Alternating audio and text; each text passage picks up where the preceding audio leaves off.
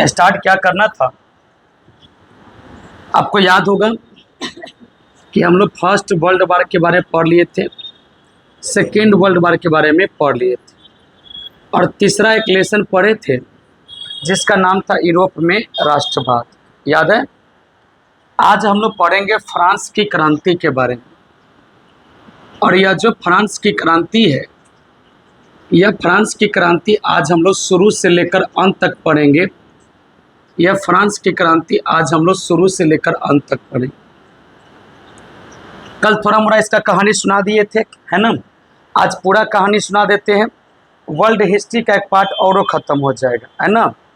अब आप लोग का हिस्ट्री है, ज्योग्राफी है, हिस्ट्री है, पॉलिटी है, तो आप लोग के तो लाइन बाय लाइन से पूछेगा इसमें से, है ना? तो इसलिए जिनका हिस्ट्री और ज्योग्राफी, हिस्ट्री पॉलिटी ऐसा कुछ सब्जेक्ट कॉम्बिनेशन बनता है टीचर वाले में, उनके लिए तो एनसीईआरटी लाइन बाय लाइन से चली, है ना? लाइन बाय लाइन करने का मतलब आप अपने से पढ़िए तो नहीं समझ में आएगा, हम पढ़ाएंगे उसके बाद पढ़िएगा तब समझ में आएगा।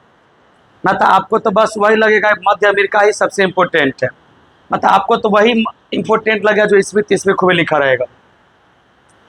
तो फ्रांस की जो क्रांति है, यह फ्रांस की क्रांति 1789 ईस्वी में स्टार्ट हुई। और आप इस कहानी को जानते हैं कि फ्रांस की क्रांति से, आइए ना, फ्रांस की क्रांति से ही हम लोग क्या करेंगे। तो फ्रांस की क्रांति से हम लोग अपने प्रस्तावना में 3 गो शब्द लेते हैं: स्वतंत्रता, समानता और बंधुत्व। एकरा मतलब जब फ्रांसीसी क्रांति हुआ होगा तो इस फ्रांसीसी क्रांति के दौरान स्वतंत्रता, समानता और बंधुत्व का नारा दिया होगा। तो आपको क्या लग रहा है कि फ्रांस गुलाम था, तो फिर स्वतंत्रता शब्द क्यों दिया? अगर भारत गुलाम था और भारत स्वतंत्रता शब्द देवे तो चलबो करेगा, लेकिन फ्रांस की क्रांति में स्वतंत्रता शब्द क्यों दिया गया? अरे सोचने की बात है कि फ्रांसीसी क्रांति जब 1789 ईस्वी में हुआ और फ्रांसीसी क्रांति में नारा दिया गया स्वतंत्रता, समानता और बंधुत्व का, तो फ्रांस आखिरकार किसका गुलाम था?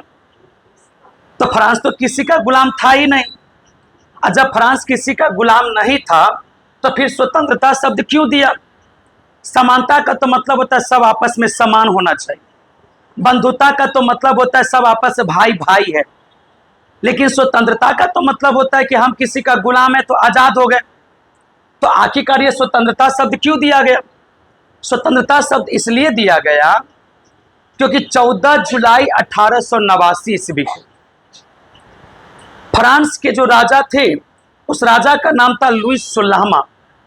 और जो लुईस 16वां थे, लुईस 16वां को रॉबस्पियर नामक निम्न मध्यम वर्ग के जो व्यक्ति थे, रॉबस्पियर, वो रॉबस्पियर ने ही लुईस 16वां को बंदी बनाकर और अपना नियम कानून को लागू किया और अपने आप को कहा कि अब हम राजा से स्वतंत्र हो गए।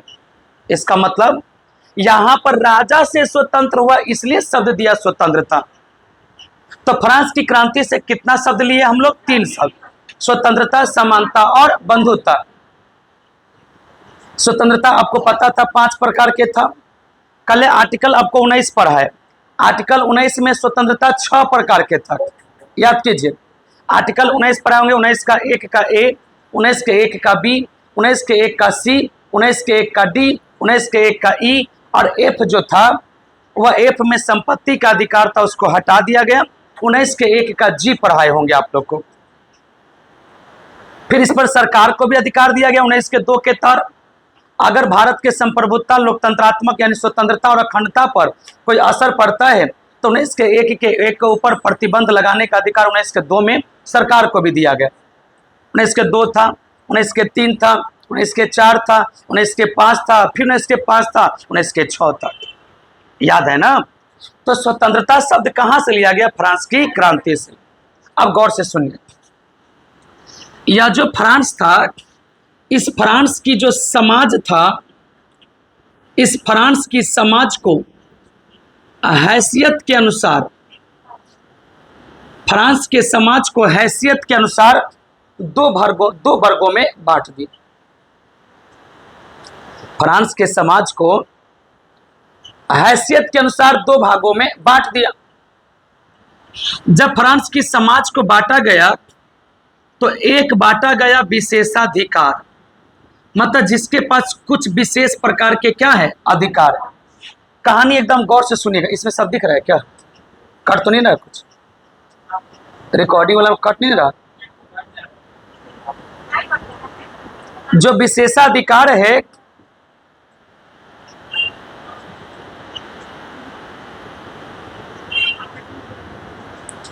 जो विशेषाधिकार है, यह विशेषाधिकार वैसे समाज को दिया गया जो राजा को कभी टैक्स नहीं देता था। अभी कहानी स्टार्ट करे, खाली यहां पर ही मन लग गया। एक बाद जितना भी कहानी होगा 1.5-2 घंटा में सबे कहानी समझ में आएगी। न तो फिर 9th क्लास में फ्रांस की क्रांति दिया हुआ है, जाके पढ़ लीजिएगा। 9th क्लास में तो हिरी बिरी किए तो उसका परिणाम आज भोगना पड़ रहा है। तो इसलिए आप दोबारा 9th क्लास की किताब को ना खोले। जब हम खोलिए दिए तो आप मेरा वाला नोट्स को खोले, है ना। हम 9th क्लास को पढ़ के ही पढ़ा रहे हैं, है ना। आप टेंशन ना लीजिए। 9th क्लास में जहां फ्रांस की क्रांति को समाप्त किया है, वहीं पर 10th क्लास में स्टार्ट कर दिया यूरोप में राष्ट्रवाद।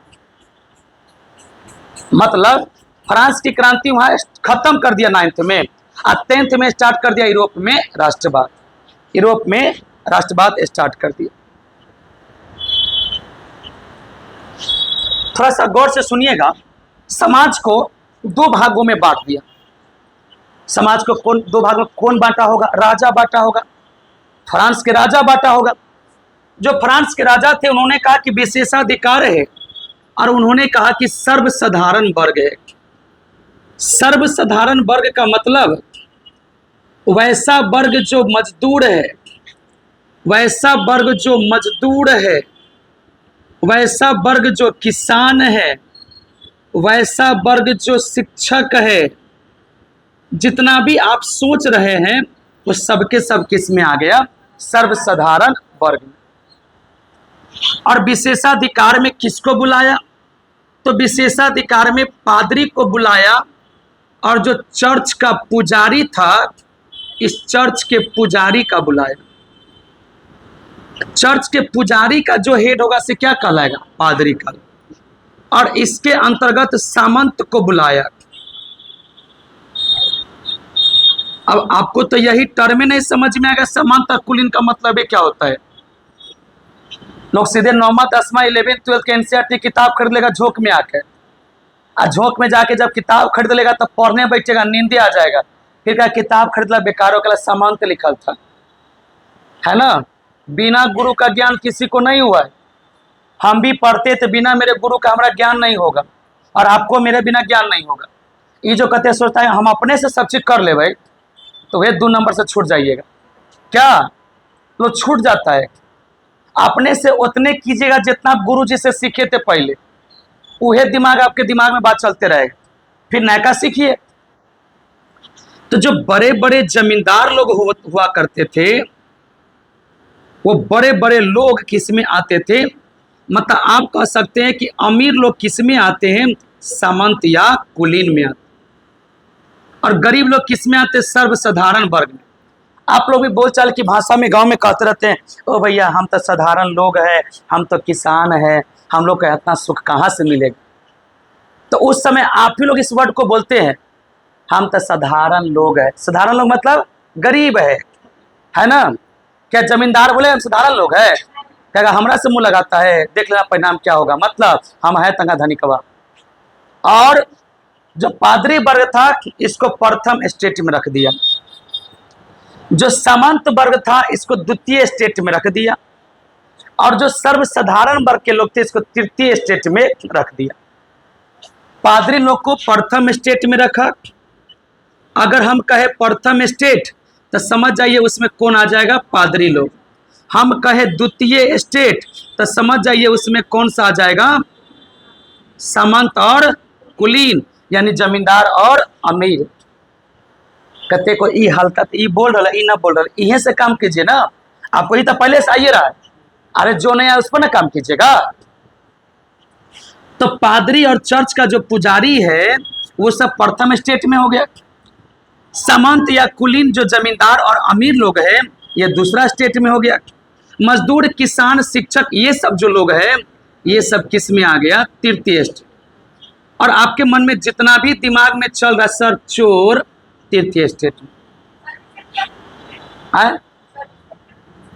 कुछ भी आप समझिए सब इसी में है। खाली पादरी वाला प्रथम में, अमीर और जमींदार दूसरा में, बाकी आप बैठ के जितना सोच लीजिए सब किस में है? जितना सोच सर बिहार दरोगा उसी में। फ्रांस की बात हो रहा है, बिहार दरोगा कहाँ से जाएगा? मतलब जो भी सोच रहा है ना, फ्रांस से बिहार का कहाँ से भाई कैसे निकलेगा? है बिहार की भाई कैसे निकले? सब बिहारी पहुंचल रहेगा क्या? और उसको सिखाएगा तो फ्रांस बड़ी गड़बड़ था, कैसे क्रांति हो गया था। फिर सिखाएगा हम नहीं सकते, तोरो इंडिया बड़ी गड़बड़ था, कैसे? तो गुलाम हो गया था, है ना। हाँ, मार के स्टेन उड़ा दियो। तो मेरे भैया सब दिन तंगा लेट से अला मास्टर तंगा बैक करना, नवरात्रि चलता बैक करना था, तंगा बैक कर दे रहा है, ठीक है, बैक कर देते। तो समाज को दो भागों में बांटा हुआ है, एक बांटा हुआ है विशेषाधिकार वर्ग और एक बांटा हुआ है सर्वसाधारण वर्ग। विशेषाधिकार में कै गो स्टेट आ गया? 2 गो स्टेट, प्रथम स्टेट और दूसरा स्टेट। प्रथम स्टेट में कौन आ जाएगा? पादरी आ जाएगा, चर्च के पुजारी आ जाएगा। और दूसरा स्टेट में जमींदार और अमीर आ जाएगा।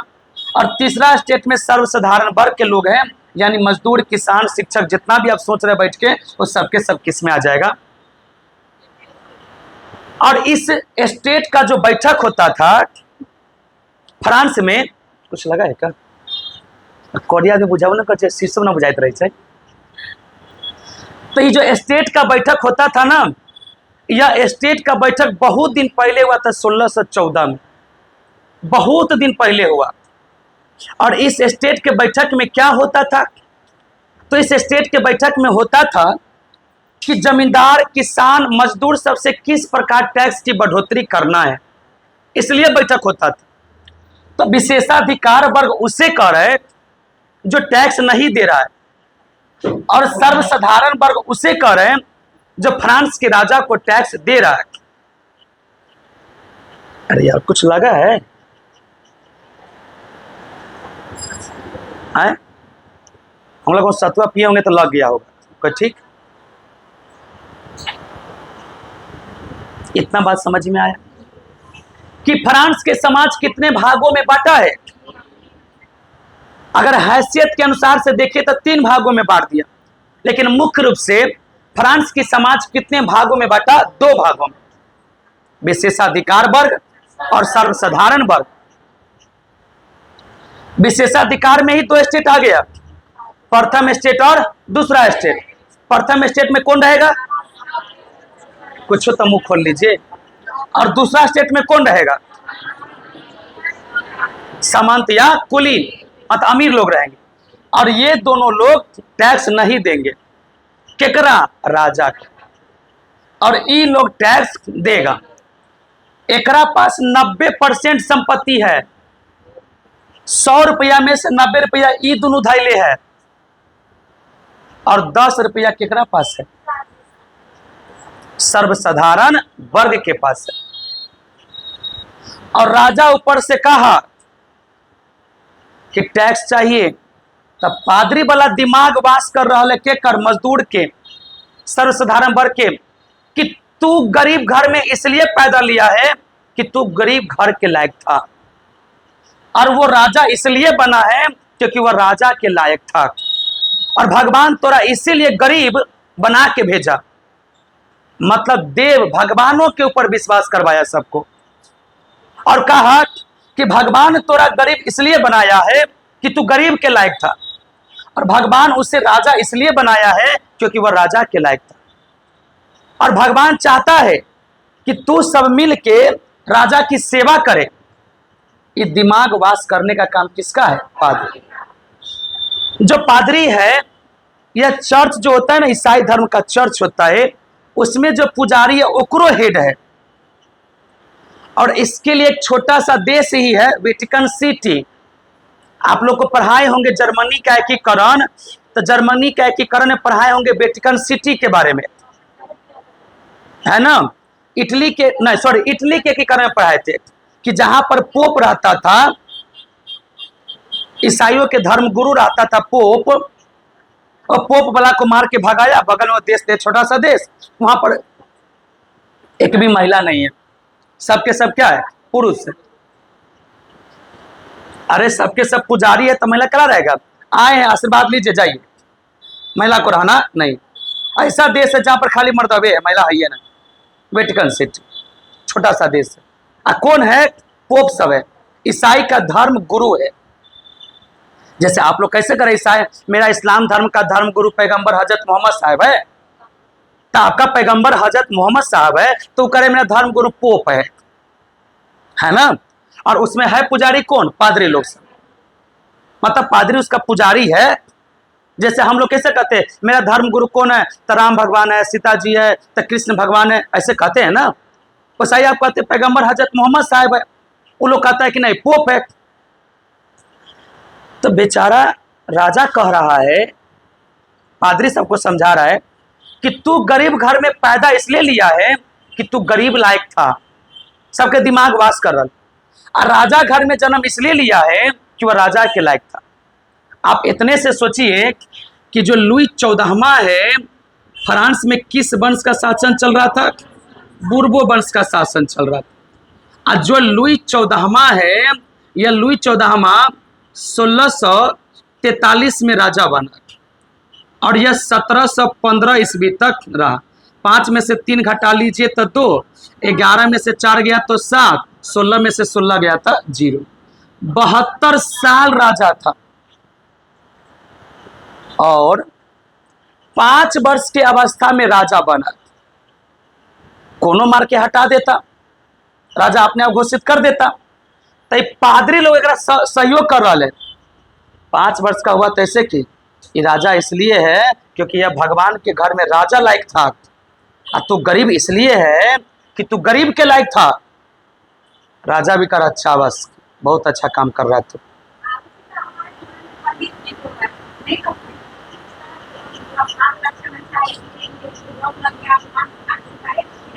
तो जैसे आप अभी भी है वो रहबे करेगा, है ना।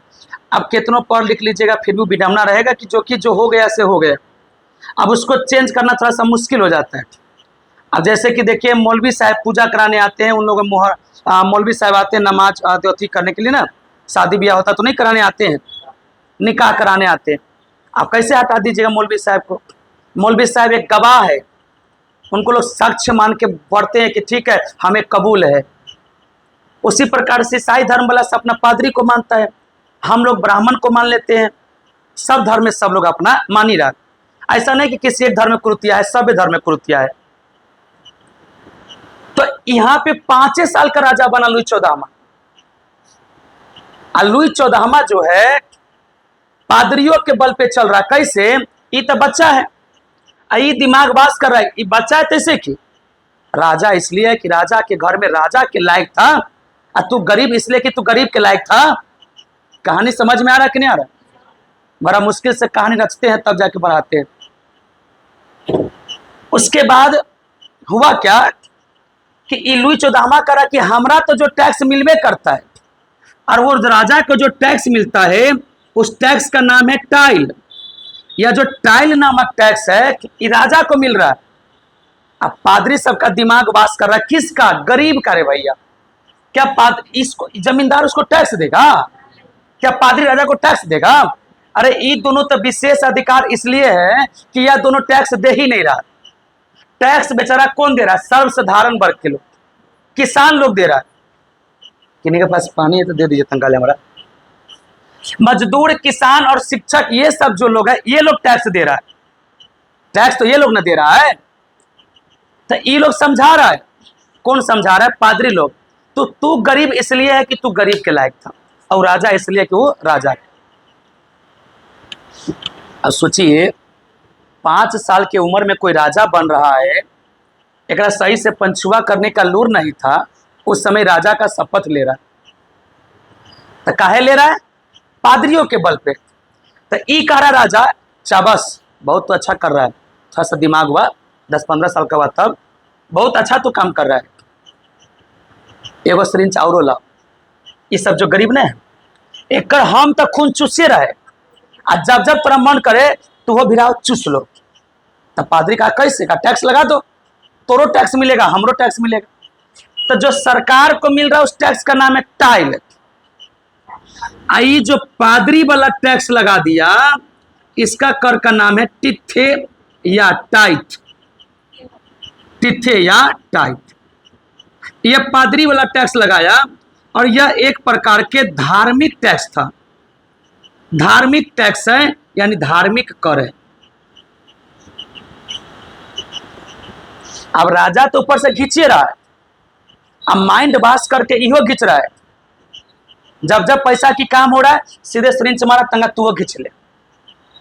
अब गरीब किसान भी तो पूछेगा ना कि जब जब तोरा कुछ होता है तो खाली हमरे खून काहे चूसता है, औरो तो है। पादरी वाला सब धर्म बता बता के टैक्स लेता था। हम गुरु है, जैसे ब्राह्मण वाला आपके हाथ में लिखा है बीपीएससी शिक्षक बन जाइएगा, 500 रुपया दे दो। उसके बाद दूगो बेटा 500 और दो, एक बात 500 और दो ना रे, ना होता है। तो जब ये पादरी वाला समझा रहा है कि तू ऐसे ऐसे काम करो मुक्ति मिलेगा, स्वर्ग की प्राप्ति हो, सरकार के खैर और दो, है ना। तो पैसा चूसने तरीका किसके पास पता है? पादरी के पास। तो ये जो टैक्स ले रहा है गरीब से, उस टैक्स का नाम क्या है? राजा ही का रख लो ना, कोई दिक्कत नहीं है, लेकिन तोरे माइंड बात से तो हमरो मिल रहा है। अब तू नहीं लेगा तो फिर हमरा कहां से मिलेगा? तू हो लो हम ही लेंगे। तो सरकार डायरेक्ट जनता से लेता था। कौन जनता से? सर्वसाधारण वर्ग से। ये जो टैक्स ले रहा है धर्म बता बता के, हम धर्म गुरु है तो हमारा कुछ देगा तो ना खाएंगे पिएंगे, और फिर अगले साल बताने आएंगे बताओ तू सब पैसा दे तो मर न जाएंगे हम, तो फिर कौन बताएगा थोड़ा सब। तो एक टैक्स का नाम है धार्मिक टैक्स, जिसका नाम है टिथे या टाइथ। अब वो जो टैक्स ले रहा है से डायरेक्ट ले रहा है, हम राजा इसलिए टैक्स ले रहे हैं। कुछ समझ में आ रहा है कि नहीं आ रहा है? नया देखा लिखा देंगे, बात खत्म हो जाएगा क्या?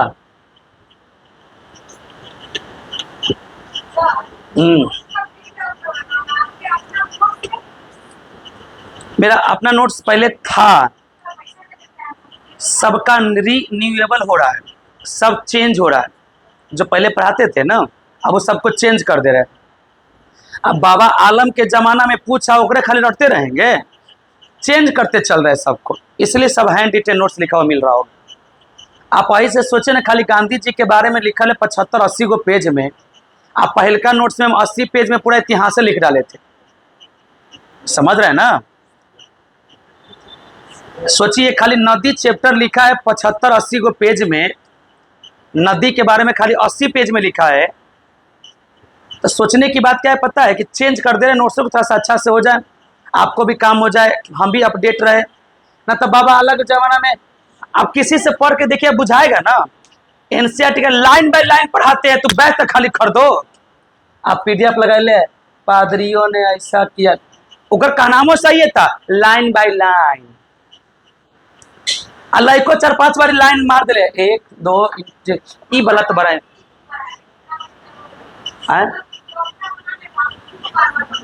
नहीं, हम हर एक साले पर चेंज कर देते, वो तो हमारा मिनटों में चेंज हो जाए। आई जे बनल से पूछे लड़की से बयान दोबारा बनता हो कैसे था, तो वो गलती रहा फिर दोबारा बन जाता है।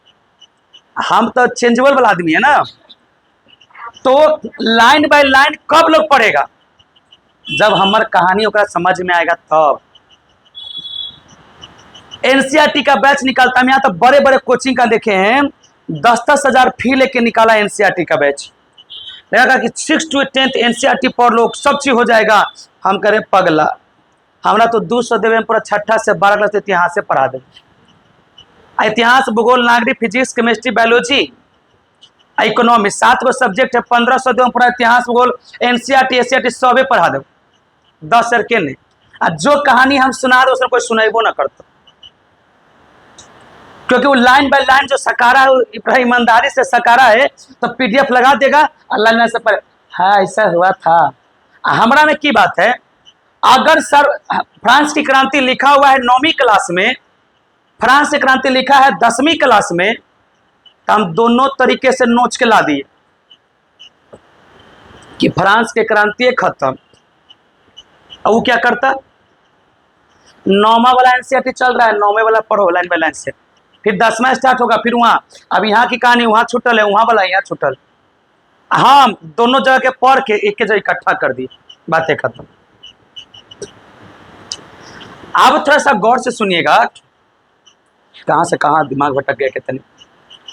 तो टाइथ नामक, टिथे नामक जो कर था, पादरी लेता था, और टाइल नामक कर कौन ले रहा है? बेचारा 72 साल तक 1643 में राजा बना। एकरा से पहले 1614 ईस्वी में एक बार स्टेट का बैठक हुआ था। मतलब सब लोग, स्टेट कहने का मतलब प्रथम स्टेट, दूसरा स्टेट, सब लोग का राजा बैठक बुलाया था। और यह स्टेट का बैठक होता था फ्रांस में। सीधे कहा आज स्टेट का बैठक होगा, सब आया। प्रथम वाला आया, पादरी आ गया, दूसरा वाला जमींदारों आ गया, तीसरा वाला किसानों आ गया। तो यह अंतिम बार 1614 में स्टेट की बैठक बुलाई गई। 1614 में स्टेट की बैठक बुलाई गई। कब? 1614। एक बाद ही राजा बना, फिर भी बैठक नहीं बुलाया। देख रहे हैं, एक से पहले बैठक हो चुका था। अब बैठक काहे होता था स्टेट का? टैक्स बढ़ावे के लिए। तो टैक्स केकरा पर बढ़ेगा? का टैक्स देता ही कौन है? एकरा तो विशेष अधिकार प्राप्त है ना, एक नाम है विशेषाधिकार वर्ग। विशेष अधिकार का मतलब टैक्स नहीं देगा। तो 1614 में जो बैठक हुआ था, टैक्स को लेकर हुआ था। अब इसके बाद देखिए हुआ क्या। लुई 14वां राजा बना। लुई 14वां के आप एक वर्ड सुनिए, उसी से समझिए कितना कठोर शासन था कि मैं ही राज्य हूं, मेरा हर एक बात कानून है। मतलब हम कह दिए कि टैक्स 50%, तो 100 रुपया में से 50 को पहुंचाओ। 300 कमाया तो 150 हमारा पहुंचा दो। तो खाली हम ही ना चुस्से हैं, अभी पादरी तो चुस्वे करे। 50 को वो मांग लिया, 200 खत्म। सरकार कमाया कितना? 300, 200 तुहे ले लिया। गरीब को कितना बचा? 100। मतलब ये सब कर्म कोढ़िया सब रहा होगा। ठीक, कमाए ना, गांव में कहावत है, कमाए धोती वाला खाए लंगोटी वाला। गांव की कहावत है, से वाला कमा रहा है लंगोटी वाला, खा रहा है धोती वाला। वैसा ये होता है। हम और आप जमींदार सबसे पैसा ले लेते 2 रुपये 3 रुपये ब्याज पर, अब 10,000 दे के ब्याज के पैसा से खा रहा, हमसे कमा सुधार है। तो खाए, कमाए लंगोटी वाला, खाए धोती वाला। ऐसा ही ना होता है। स्टेट बैठक काहे बुलाता था?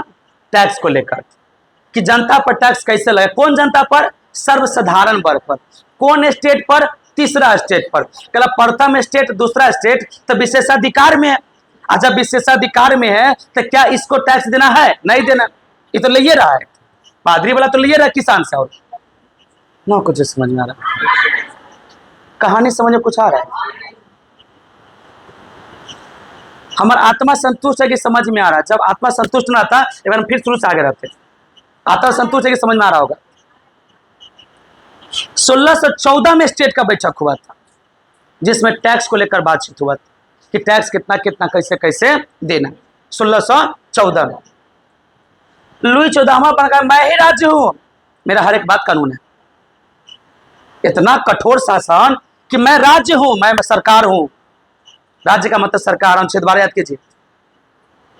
मैं सरकार हूं, मेरा बात कानून है। हम कह दिए बैठ तो बैठ, उठे मत। हम कह दिए बिरयानी तो बिरयानी। समझ रहे हैं ना? मेरा हर एक बात क्या है? कानून है। लुई 14वां टांग चियार के चल गए। 1715 ईस्वी किया तो कुछ नहीं, एकदम कठोर शासन, जिसको कहते हैं किताबी भाषा में निरंकुश। निरंकुश शासन। सबसे ज्यादा निरंकुश शासन किसका था? लुई 14वां में। अब जब लुई 15वां बना, एक बेटा था लुई 15वां, 14वां का बेटा लुई 15वां। नाम कुछ और होता था, शॉर्टकट नाम रखता था। लुई 14वां, लुई 15वां, ऐसे करके नाम रखता था। लुई 15वां राजा बना 1715 में।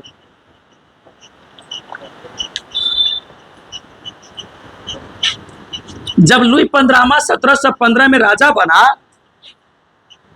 तो इस 1774 तक ले रहा। और लुई 15वां जब राजा बना तो यह राजा बनने के बाद इसके काल में सप्तवर्षीय युद्ध हो गया। अब थोड़ा सा कहानी समझिए सप्तवर्षीय युद्ध का। ये मान लीजिए अमेरिका है, ये भैया नक्शा ऐसा होता नहीं है, हम जगह के अभाव में ऐसा बना रहे। और ऊपर से फ्रांस के कब्जा था। अमेरिका के ऊपरी वाला हिस्सा में किसका कब्जा है? तो अमेरिका के ऊपरी वाला हिस्सा में किसका कब्जा है? फ्रांस का। फ्रांस का कब्जा। ये जो कनाडा का क्षेत्र है ना, ये कनाडा का क्षेत्र पर कब्जा किसका है? फ्रांस। और जो नीचे में लगभग अमेरिका के 13 गो प्रांत है, इस 13 गो प्रांत पर कब्जा किसका है? इंग्लैंड का। इंग्लैंड का। यहाँ पर कब्जा किसका है? फ्रांस। फ्रांस का। तब पूछतेगा निमन से, सुत्ती से पूछाएगा। तो ऊपर के कनाडा वाला इलाका में कब्जा किसका है? फ्रांस वाले का। नीचे 13 गो प्रांत पर अमेरिका के 13, पूरा अमेरिका पर कब्जा नहीं कर लेता इंग्लैंड वाला। जना अपना भारत में लगभग अधिकांश भारत को कब्जा कर लिया था, अधिकांश। लेकिन यहाँ पर कितना प्रांत को कब्जा कर लिया है? 13 प्रांत को कब्जा कर लिया। और यह जो 13 गो प्रांत है, इस 13 गो प्रांत पर कौन कब्जा कर लिया है? इंग्लैंड। प्रांत का मतलब है भैया राज्य, राज्य होता है। प्रांत का मतलब राज्य। ये 13 गो राज्य पर, अमेरिका के 13 गो राज्य पर इंग्लैंड वाला कब्जा। अब ये फ्रांस चाह रहा कि मेरा वर्चस्व चले, इंग्लैंड चाह रहा कि मेरा वर्चस्व चले। इस बात को लेकर ये दोनों आपस में लड़ गया 1756 ईस्वी में। और 1756 में लड़ा तो क्या 15 से 74 कौन है? लुई 15वां। तो एक शासन काल में सप्तवर्षीय युद्ध हुआ होगा। किस महादेश में आता है ये सब? यूरोप महादेश में। यूरोप महादेश में सप्तवर्षीय 1756 में स्टार्ट हुआ और ये 1763 ईस्वी तक चला। 1756 से लेकर 1763 ईस्वी तक सप्तवर्षीय युद्ध। 7 साल के युद्ध के बाद फ्रांस के हार हुआ, इंग्लैंड तो जीत गया। लुई 15वां के शासन काल में अपना वर्चस्व बनाने के लिए अमेरिका में हो, ना तो एकड़ ई है ना एकड़ ई है, दोनों तो अमेरिका वाला के। और ये चाह रहा कि हम अमेरिका के औरों प्रांत को जीते, वो से हमारा वर्चस्व बना रहे। उस समय हो लगा रहता था जो जितना ज्यादा जमीन पर कब्जा करेगा उतने ज्यादा महान। देखे थे सिकंदर को, विश्व जीतने चला था सिकंदर। तो भारत के अलाउद्दीन खिलजी भी कहा कि पूरा भारत के जीत लेंगे। इसलिए अलाउद्दीन खिलजी को द्वितीय सिकंदर ए सानी की उपाधि दिया गया। सिकंदर ए सानी का मतलब दूसरा सिकंदर की उपाधि दिया गया। तो पहले होड़ था कि जो ज्यादा प्रांत को जीत के अपना मिलाया वो बहुत धनिक है। और बाद होड़ लगा कि जेकरा पास जितने ज्यादा पत्नी है वो उतने धनिक है। तो राजा 200 शादी करने लगा। अब वह जरा पास 4 गो शादी हो गया, अच्छा ये बड़ा खराब, 4 शादी कर ले। जमाना चेंज होते गया, बुद्धि चेंज होते गया। मतलब 200 पत्नी है, बाप रे बहुत अमीर आदमी। 4 पत्नी है, बाप 4 खराब है, सतभतरा है ना, ऐसा होता है ना गाँव में। मतलब सोचिए वह जो जमाना था 200 पत्नी है तो बिजोड़ है। अब आई जमाना 200 पत्नी है, ये पक्का लफा लफूंगा सब होगा, है कि नहीं। तो वो जमाना में था कि जितने देश को जीत लो उतने अच्छा रहेगा। ये सब मिलके फिर एक जगह हो जाएगा प्रथम विश्व युद्ध में। तो अभी तो चल रहा 1717-15 की कहानी ना। जब 1914 आया तो अमेरिका वाला, इंग्लैंड वाला, फ्रांस वाला, रूस वाला एक जगह हो जाएगा। और वह पलेगा सब पर कब्जा कर रहा है। देख रहे ना, समय समय की बात है। मतलब आज आपका समय है इस स्टूडेंट लाइफ का, निमन से पढ़िए, कल टीचर बन जाइएगा सरकारी। समय समय की बात है, समय का जो अच्छा से कीजिएगा अच्छा नौकरी मिलेगा। तो फ्रांस वाला जब हार गया तब भारत में झोटा झोटवल कर लिया सब है। अब काहे किया से सुनिए। भारत में कर्नाटक के क्षेत्र में, कर्नाटक तो समझ में आता हो, लेकिन अभी भले कर्नाटक इस साइड दिखाई दे रहा है, लेकिन उस साइड कर्नाटक का क्षेत्र ई वाला था। ई वाला था, कर्नाटक का क्षेत्र। अब इस कर्नाटक में आपको याद होगा 1608 में इंग्लैंड वाला भारत में व्यापार करने आ गए और 1664 में फ्रांसीसी ईस्ट इंडिया कंपनी का जो स्थापना हुआ एकरे शासनकाल में। क्या करा? क्वेश्चन पूछेगा कि जब फ्रांसीसी ईस्ट इंडिया कंपनी की स्थापना फ्रांस देश में हुआ तो उस समय राजा कौन था? लुई 15वां था। 15 से 74, 64 बीच में 64 आ जाएगा। अरे 74 से 10 साल पहले 64 आ जाएगा। ओकरा शासन लुई 14वां के शासनकाल, सॉरी लुई 14वां के शासनकाल में, है ना, लुई 14वां के शासनकाल, मतलब एकर बाप के शासनकाल कि 14 के बेटा 15, 15 के बेटा 16, 16 के बेटा 17। मेरा बिजोड़ नाम था क्या? 1 2 3 4 करके 16 17 चल रहा है। आपने सरा था मौलवी साहब 5, मौलवी साहब 6, मौलवी साहब 7। क्या मौलवी साहब? ऐसा नाम ना रखिएगा। बेटा का नाम तो मौलवी साहब 8, पोता का नाम मौलवी साहब 9। वो टेंशन में है किसके खत आया है। कम मौलवी 8 जगह पर 9 लिखा गया तो बेटा ना पोता हो गया। नहीं, इसका नाम कुछ और था, समझे मौलवी साहब, नाम कुछ और था। ये सब कोड भाषा है। 14 15 अब उत्तर का नाम कौन बोलने जाएगा? लुसितानिया जहाज ये वो करके कौन जाएगा बोलने? स्वर्ग 15 बात खत्म हो गया कि ना। देखते हैं गिरवर कारो बापू उर्फ गिरवरधारी चौधरी, मोहन दास करमचंद्र गांधी, स्वर्ग महात्मा गांधी। क्या शॉर्टकट लोग कर देते हैं, कहते वो में कर देगा MK। जैसे डैडी पहले आती मम्मी मॉम, सिस्टर सिस, ब्रदर ब्रो, मतलब इतना ना शॉर्टकट मार दिया क्या बताए। तो भारत में भी इंग्लैंड वाला रह रहा है, कब्जा अपनियों सब पर कैले है, आया था व्यापार करने के उद्देश्य से। अब भारत में फ्रांसो वाला रह रहा तो ये दोनों फ्रांस और इंग्लैंड यहाँ पर ही मारा पीटी किया कि हमर हो तो हमर हो। एक दोनों में एकदम अच्छा से दोस्ती चलिए रहा था, लेकिन पता चला दोनों को कि वहां हमारे दोनों देश लड़ रहा है। इंग्लैंड वाला कह रहा है फ्रांस गलत है, फ्रांस कह रहा इंग्लैंड गलत है। ये दोनों यहाँ लड़ रहा है, एक दोनों प्रतिनिधि वहां लड़ लिया भारत में। जैसे कल कहानी सुना है, आपके घर पे चाचा और पापा में झगड़ा झुगड़ी हो जाए, चाचा का बेटा और पापा के बेटा दोनों यहाँ बैठल है, घर से फोन है बेटा सही से रहियो, यहाँ चाचा झाजू चाचा से बोल चलना है, बात खत्म हो ले। अरे तोर बाप गलती हो रे, तोर बाप गलती। अब मारा पीटी घर तो हो रहा, कोची मार पीट उखाड़ लेगा तो सप्तवर्षीय युद्ध घरे चलिए रहा है, अब वह सप्तवर्षीय युद्ध इहो उखाड़ लेगा वो। तो यहाँ तो होबे किया, एक प्रभाव कहाँ हो गया? भारत में। तो भारत में इसे कहा गया तीसरा कर्नाटक युद्ध। जो प्रथम कर्नाटक युद्ध हुआ था 1746 से लेकर 1700, सेकेंड कर्नाटक युद्ध हुआ 49 से लेकर 1700। यह तीसरा कर्नाटक युद्ध को हम लोग कहते हैं सप्तवर्षीय युद्ध, जो 1756 से लेकर 1763। क्वेश्चन पूछेगा भारत में तीसरा कर्नाटक युद्ध का कारण क्या था? तो यूरोप का सप्तवर्षीय युद्ध, मतलब 7 वर्ष तक युद्ध यहाँ हुआ। ये सब अपने में करा कि नहीं वहां पर तोहर देश गलती है, नहीं तोहर देश गलती है। अब भारत मारपीट कर लिया, तब भारत में नाम पड़ा तीसरा कर्नाटक युद्ध। काहे पड़ा? तो फ्रांस और इंग्लैंड भारत में मारापीटी कर रहा है, मतलब इसका प्रतिनिधि भारत में भी है। ना समझ में? इस सप्तवर्षीय युद्ध में फ्रांस वाला हार गया, फ्रांस वाला हार गया। हम पढ़ाते रहते ना, पहले कर्नाटक आई बन हुआ था, खाली गलती पड़त, अब कुछ है ना गलती पड़त, अपना तो आई नहीं रहा है। आपने देख लिया आजादी के बाद वाला नक्शा, कर्नाटक इन्हें मास्टर ओने ये गलती खाली पढ़ाते रहते, ये गलती है रे भैया, जानकारी के अभाव में दोसर की गलती।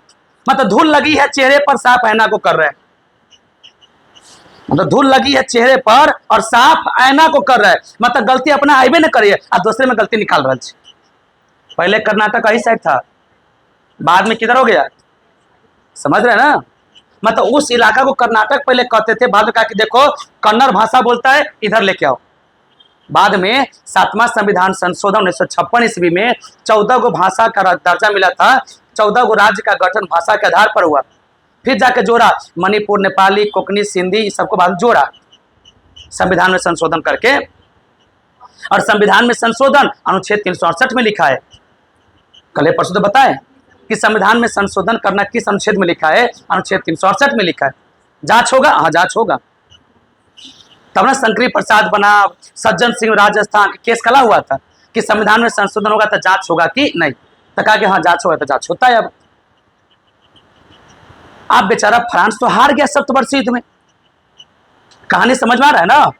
जब फ्रांस वाला हार गया तब कुछ नहीं हुआ। अमेरिका वाला को उकसा रहा है, दोस्त रे ई भला तो तोड़े न था, कहा कि हाँ ये हमरे 13 गो प्रांत तो तोड़े है, कहा कि हमरे ई कला कब्जा कैले है, कहा कब्जा कैले है, मार के ध्वजिया उड़ा देंगे, कहा तो उड़ा, हम साथे साथे हथियो। लुई 15वां कह रहा अमेरिका वाले को तो उड़ा न मार के ध्वजिया। एकरा तो मन है कि हम हारल छी ना, ओकर बदला लू इंग्लैंड वाला से, तो झूठो हम तोरा साथे हथी। कुछ दिन पहले तू हमरे हड़प के धैले रहले, आई तोर छीन ले लेवा तो कहे कि मार ना। तो इहे अमेरिका वाला घोषित किया 4 जुलाई 1776 ईस्वी को कि फ्रांस में क्रांति होगा, अति अमेरिका में क्रांति होगा। अमेरिका वाला क्रांति करेगा केकरा खिलाफ? इंग्लैंड। लेकिन ई तराजा बने 74 तक ले। तो जब ई अपना फ्रांस ये अपना जब सप्तवर्षीय युद्ध में हारा था तो एक 2 अरब लिब्रे का कर्ज हो गया था। फ्रांस के जो राजा लुई 15वां था, इसको 2 अरब लिब्रे का क्या हो गया था? कर्ज।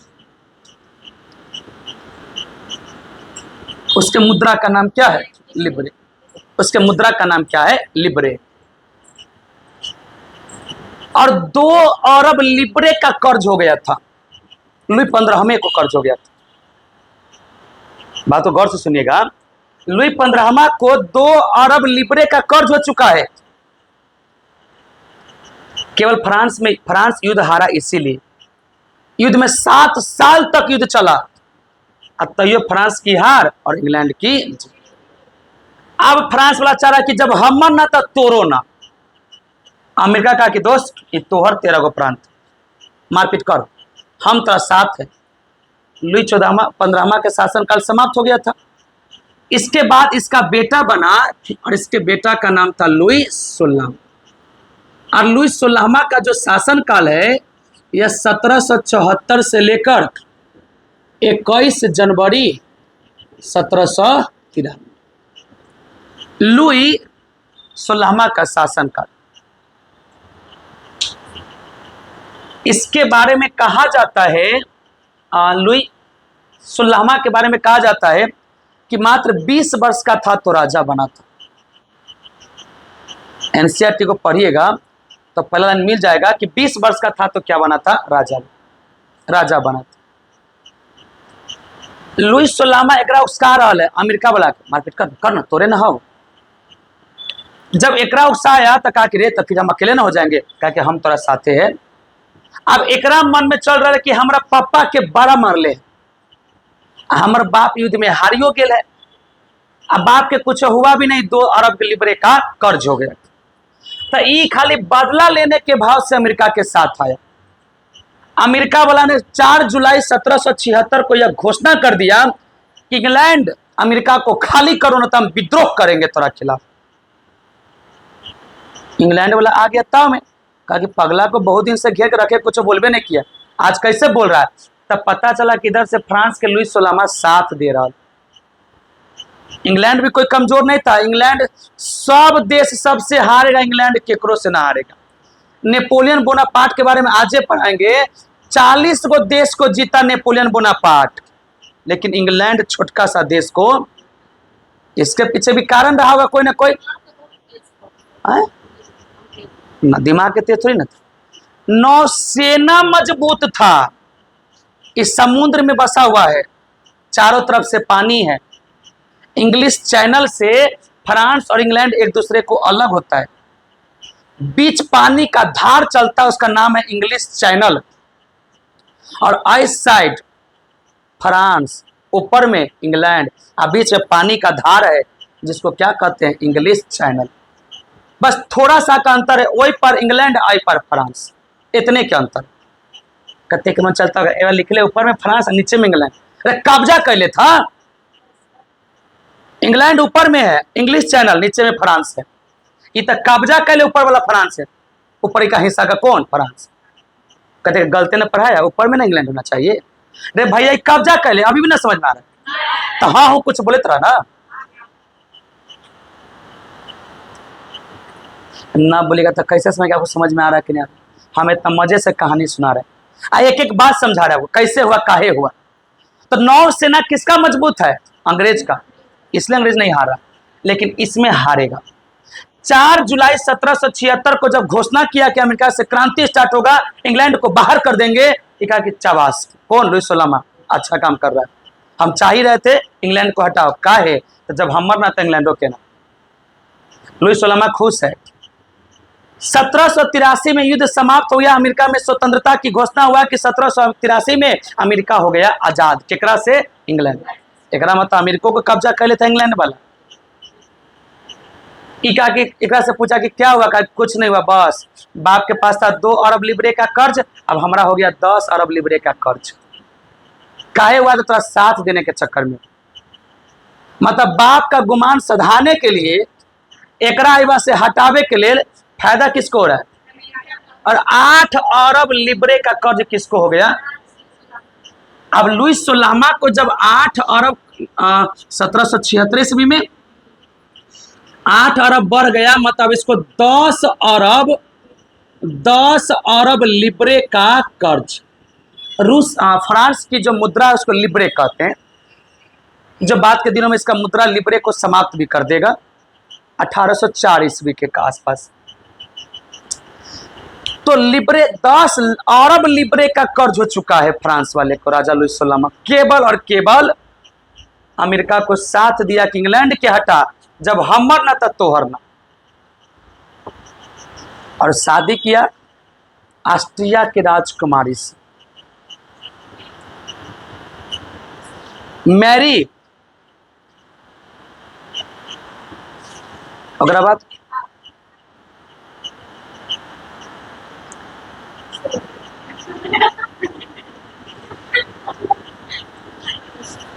हमें तो इंद्रजीत सर जी ने लूटा, इतिहास में कहा दम था, जहां कैमरा लगा वहां माइके खराब था, है ना। मेरी आंतु आने, नाम देख रहे ना कितना खतरनाक है। ये ऑस्ट्रिया के राजकुमारी था, ओकरा से बियाह किया। ऑस्ट्रिया के जो राजकुमारी था, मतलब है फ्रांस के, और शादी कर रहा है ऑस्ट्रिया देश में, दोसर देश के राजा से, रानी से शादी कर रहा है। और जो ऑस्ट्रिया की राजकुमारी है, इस ऑस्ट्रिया के राजकुमारी का नाम है मेरी आंतु आने, मेरी आंटी आवे। हाँ, मेरी आंतु आने मतलब मेरी आंटी आवे, उतनों से याद हो जाएगा, मेरी आंटी आवे। ऑस्ट्रिया के राजकुमारी इतने खर्चीला था, जितना सब सोच समझ सकते हैं, कि 2 वर्ष का बेटी हुआ तो 60 गो महिला निगरानी में खाली। 2 महीना के बच्ची के, 2 मंथ की बच्ची के 60 गो महिला निगरानी में खाली। जेकरा बोली से वो खाली लड़की हंस दी ना, ओकरा सोना के हार मिल जाए, आ जेकरा बोली से रो दी, वो लड़की के फांसी पर लटका दिया जाए। राजा के शासन को देख रहे किस प्रकार का है। ऐसा खतरनाक शासन के हौसला तो सीधे राजा और महाराजा तुहे बन गए, कहूँ रो दिल तो तू गेल। 60 गो महिला नियुक्त हुआ है केवल हंसावे के लिए। एक नाम पर खर्चीला मिसेस। फ्रांस में मैडम को मडाम कहता था, हम आगे पढ़ाएंगे। मडाम, अब मैडम ना, अब मैडम कह रहा, पहले मडाम कहता था, मडाम। आज भी गांव में कहते मैडम जाए छे, महिला से मडामे करे, मैडम जी जाए छे, मैडम जी जाए छे, ऐसा करके। तो रियल में मडाम होता था पहले, मडाम से ही मैडम हो गया। क्या मैडम क्या हाल चाल है, तो पहले था क्या मडाम क्या हाल चाल। आए सब चीज शॉर्टकट हो गया ना ब्रोदर के ब्रो कह ब्रो ब्रो ब्रो जैसे पल्सर के बड़े नया पल्सर तो Pulsar pro brother pro bro जैसे अपाची के बदले दूसरा अपाची आएगा तो अपाची प्रो लिखाएगा तो देखते हैं ना 16 pro 70 pro max pro iPhone pro ये प्रो मतलब बदले में आ गया प्रो के मतलब के बदले जैसे हमारा बदले कोई और मास्टर इतिहास बने Indrajit sir prof Indrajit sir के बदले मैडम का ये खर्चीला मैडम है। अब इतने से समझिए कि 10 अरब लिबरे का कर्ज है आई 60 को महिला खाली हाथ के धैले शासन व्यवस्था को समझ रहे हैं ना। अब इतना कर्ज हो गया लुइस सोलामा के ऊपर में कि दिन में शुद्ध ब्याज बढ़ के हो गया है कम से कम 20 लाख 10 अरब रुपया ना कर्जा है। सबे देश वाला से मांगा राजा से मांगा महाराजा से मांगा जनता से कर्जा ले ले है जमींदार से ले ले है पादरी से कर्जा ले ले सब आगे सरकार ब्याज देते रहिएगा ताकि कोई बात नहीं मिलते रहे। जो बैठक 1614 में हुआ था टैक्स को लेकर वो बैठक बुला रहा है अब 1789 में। सोचिए 175 साल के बाद स्टेट का बैठक इसलिए बुला रहा है कि फिर गरीब से खून चूसा जाए। का है तो 10 अरब लिबरे का कर्ज हो चुका है। केकरा ऊपर हो चुका है? लुइस सोलामा के ऊपर। बाप के ऊपर 2 अरब था आई साथ देने गया तो 8 अरब लिबरे और चढ़ा लिया।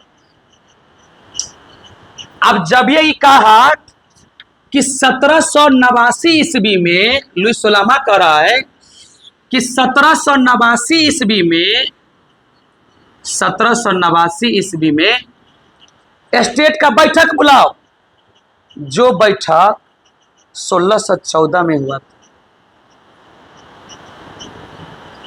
वही बैठक को फिर से बुला रहा है और यह बुलाया 5 मई 1789 को। और ये बैठक किसका हो रहा है? स्टेट का जब बैठक हुआ तब प्रथम स्टेट के पादरी भी खुश है, दूसरा स्टेट के सामंत भी खुश है और तीसरा स्टेट के मजदूर और किसान भी खुश है। 175 साल के बैठक हुआ। अब इसको क्या पता कि हमने सबसे लेगा टैक्स। आपको कहानी पहले से सुना चुके, उठ जाइए भोर हो गया। 1 मिनट भी एने से उन्हें हुआ तो मेरी आंतू आने घरे मेरी आंटी आने है ना। थोड़ा सा कहानी मिस्टेक हो गया तो पूरा पढ़ला बेकार हो जाएगा 4 घंटा का। और एगो कहे कि बोर महसूस होता है कि समझ में ना आवे। बताइए इतना अच्छा कहानी सुना रहे 9th क्लास में अगर सुना दिया रहता था जैसा दिन नहीं देखना पड़ता। हम सुनाते 9वां 10वां को ना तो इन्हें टेंटर होकर ये सब अंतु आने। हाँ जब सियान होता अच्छा मेरी आंटी आवे वाला सुना सर जी सुना ले बच्चे में हमरा। अरे पगला तोड़े सब्जेक्ट वो लोग नहीं पढ़ाता पढ़ना पड़ता है। 9वां वाला का मतलब है किससे है? पैसा दे तरह भोरे पिटो शाम पिटो। छठियार में बुलाइए कपड़ा लेके वो खाओ पियो सर जी आए गोर लगे खुश रहा चल। हमने सबकी इज्जत देखना कितना खतरनाक है। पढ़ा जो सब सुतल है ना। तो सही से बैठ ना थोड़ा सा देखला सौंगी हम लग जाता बिना मतलब। तो प्रथम स्टेट भी खुश है कि 175 साल के बाद बैठक हो रहा है। दूसरा स्टेट भी खुश है, तीसरा स्टेट भी खुश है। ई काहे खुश है बेचारा? खून तो चुसाएगा एक करे। तो प्रथम स्टेट के पादरी आयला की खुश है कि पहले एगो कर मिलता था टाइट। आप बैठक में हम कहेंगे सरकार एगो कर और बढ़ाना दीजिए। आयला की खुश है पढ़ते हैं कि एगो कर लेते थे ना पहले बहुत दिन से क्यों कर ले रहे हैं। आप ऐसा करते हैं ना 2 कर मांगेंगे। दूसरा स्टेट आयला की खुश है कि हमारा कुछ जमींदार को जो सरकार खत्म कर दिया है उससे अपना जमींदारी मांग लेंगे। अब तीसरा स्टेट आयला की खुश है कि हम राजा को कहेंगे कि हमारा पास तो पैसा नहीं है आज दोनों से मांगिए ना 10 के जगह पर 20 अरब लिबरे उसला जाएगा। बेचारा कहा कि सब दिन से तो कर्जा हमरे से ले रहा है। कर्जा मतलब टैक्स टैक्स तो हमरे से लेना। ये बैठक 175 साल के बाद, बाप रे बाप, 1614 के बाद 1789, 5 मई 1789 को बैठक इसलिए हो रहा है क्योंकि सरकार को पैसा की आवश्यकता है। अब वो टैक्स लेगा, टैक्स बढ़ाएगा। केकरा ऊपर बढ़ेगा? गरीब के ऊपर, तृतीय स्टेट के ऊपर बैठेगा। आई काम कौन करने जा रहा लुई? कहानी का ट्विस्ट समझ में आ रहा ना शुरू से। इसके बाद जब बैठक हुआ 5 मई 1789 को, तो ओकर 300 आदमी गया के कर प्रथम स्टेट वाले का, दूसरा स्टेट वाले का भी 300 आदमी गया, और तीसरा स्टेट वाले का 600 आदमी पहुंचल है। प्रथम स्टेट के बैठक में तो सब बिरयानी न खियाबे, पैसा न है कि केस कटवा। अब न खिएबे तो हम अपना पैसा से खबे, फेनू केस 1 महीना रखबे, और खाए लगी पैसा हो रे भाई, ना कपड़ा किने लगी हो, ना केस दाढ़ी कटावे लगी। आज साला कोनो मांगल 200 दाढ़ी बादे बनते, बाबा बने दे, बिरयानी 250 कम में है, 1 प्लेट और वाला। अपना पेट भरता, बाहर में जाए जानता कि हमको लुइस सोलामा है कि 10 अरब लिबरे का कर्ज है। हमने सबके पास अगर 10 के एगो तंगा चोरी झाड़ देगा उतना कर्जा ना है, 2-3 लाख कर्जा थोड़ी नहीं कहते हैं। वो तो एक बार कमाएंगे, सुधा देंगे, बात करते चल तू हो गया। एक तंका है 10 अरब लिबरे का कर्ज है, 10 अरब लिबरे। ये जब बैठक बुलाया, तीनों स्टेट के बैठक बुलाया, तब प्रथम, अरे स्टेट भाई समझ में आ रहा है ना, तब प्रथम स्टेट के बैठक में पहला स्टेट से 300 प्रतिनिधि है, दूसरा स्टेट से भी 300 प्रतिनिधि है, और तीसरा स्टेट से कितना प्रतिनिधि है? 600 प्रतिनिधि। अब हुआ क्या से गौर से सुनिए। 300 प्रतिनिधि के तरफ से एक गोटा कोनो बोलेगा, बस हो गया। ये तो पादरी लोग है, दूसरा स्टेट में कौन है? सामंत लोग है, कुलीन लोग है, और तीसरा स्टेट में हमनी सब है, मतलब हमनी सब तो वहां के किसान से। 600 के बदले कोई एक बोलेगा, ये 600 में से एगो बोला, ये टैक्स जो बढ़ाए गरीब के ऊपर गलत बात है। जो व्यक्ति बोला उसका नाम था रॉब्सपियर। रॉब्सपियर का रहा है ये जो टैक्स उस बिना मतलब के फिर से हमने सब बढ़ा रहे गरीब वाला पर, ये गलत बात है। ये दोनों कह रहा है कि नहीं अच्छा बात है, बढ़ा दीजिए। क्या कह रहे तो एक गोटा बोल रहा है, ये 2 गोटा बोला है, एक बात मानेंगे। अब स्वाभाविक बात करें, 2 के पापा हम पनीर खाएं, आइए गोटा कहे कि ना पापा हम चाउमीन खाए, तो चुप पनीर चलते कह लगी 2 के चॉइस। तो कौन समझाए राजा को कि एक प्रतिनिधि तो 300 ना है, जितना दोनों मिला के उतना अकेले है। अब फिर भी तू ये दोनों को तो टैक्स मिलता था ना सरकार से। अरे ये पादरी गरीबे से ला खींच ले खून, एक तो टैक्स देना नहीं है। टैक्स देना किसको है? सर्व, अरे यार पहला सब बेकार, सर्वसाधारण वर्ग को टैक्स नहीं देना है। तो ये दोनों तो राजा में कहेगा हाँ हाँ। रॉब्सपियर गुस्सा आ गया, कहा कि भैया ऐसा काम नहीं चलेगा, ऐसा काम। ये बेचारा सा 40,000 चिट्ठी लेकर गया था, 40,000 चिट्ठी मांगता। इतना मांग था इन लोगों का कि 40,000 चिट्ठी लेकर पहुंचल है। आपका वो चिट्ठी लिया, ये सोचे कितना तकलीफ हुआ होगा गरीब किसान। तब रॉब्सपियर कहता है कि सुनिए ऐसे काम नहीं चले, लुइस सोलामा को बंदी बनाओ। बंदी कैसे बनेगा? तो सभी लोग स्टेट के बैठक में से उठ के भाग आया। आई दोनों में से 2 आदमी करा कि हम तेरा साथे है, और 4 आता रॉब्सपियर कि एकरा दोनों में से कहूँ एको गो आदमी खाली साथ दिलो ना तो हमरा जे मन तो से करबो। तो इसमें से वो साथ दे रहा जिसका नाम है ब्रिंसो। ब्रिंसो नामक व्यक्ति साथ दे रहा। क्या करे तू सब 600 आदमी है, तू सब जे कहेगा से ना होगा, क्रांतिकारी कर दो, आंदोलन कर दो, बात नहीं मानो, फिर तरह से लगा देगा कर्ज। रॉब्सपियर कहा कि हाँ दोस्त तू सही बात बोल रहा है, तू हमारा दोस्त है, तू इधर आओ। रॉब्सपियर कहा कि देखो हमारा पास 600 आदमी है, ये 600 प्रमुख आदमी है, आदमी तो पूरा गरीब किसाने उठ के आए। हमने कहा मोदी जी मतलब भारत का प्रतिनिधि कौन कर रहा है? मोदी जी। अगर मोदी जी अमेरिका के संसद में कुछ बोल दिए मतलब पूरा भारत ने बोल दिया। तो 600 प्रतिनिधि पहुंचल है। सबसे बेसी जनसंख्या केकरा पास है? तीसरा स्टेट, निम्न वर्ग के लोग सबसे अधिक है। और कब्जा सबसे बेसी केकर है? मध्य वर्ग। वहां के जो समाज था ना, 3 वर्ग में था। एक था उच्च वर्ग, उच्च वर्ग में जो बहुत अमीर सब होता था, एक था मध्य वर्ग और एक था निम्न वर्ग। और इसी निम्न वर्ग में कौन है? किसान।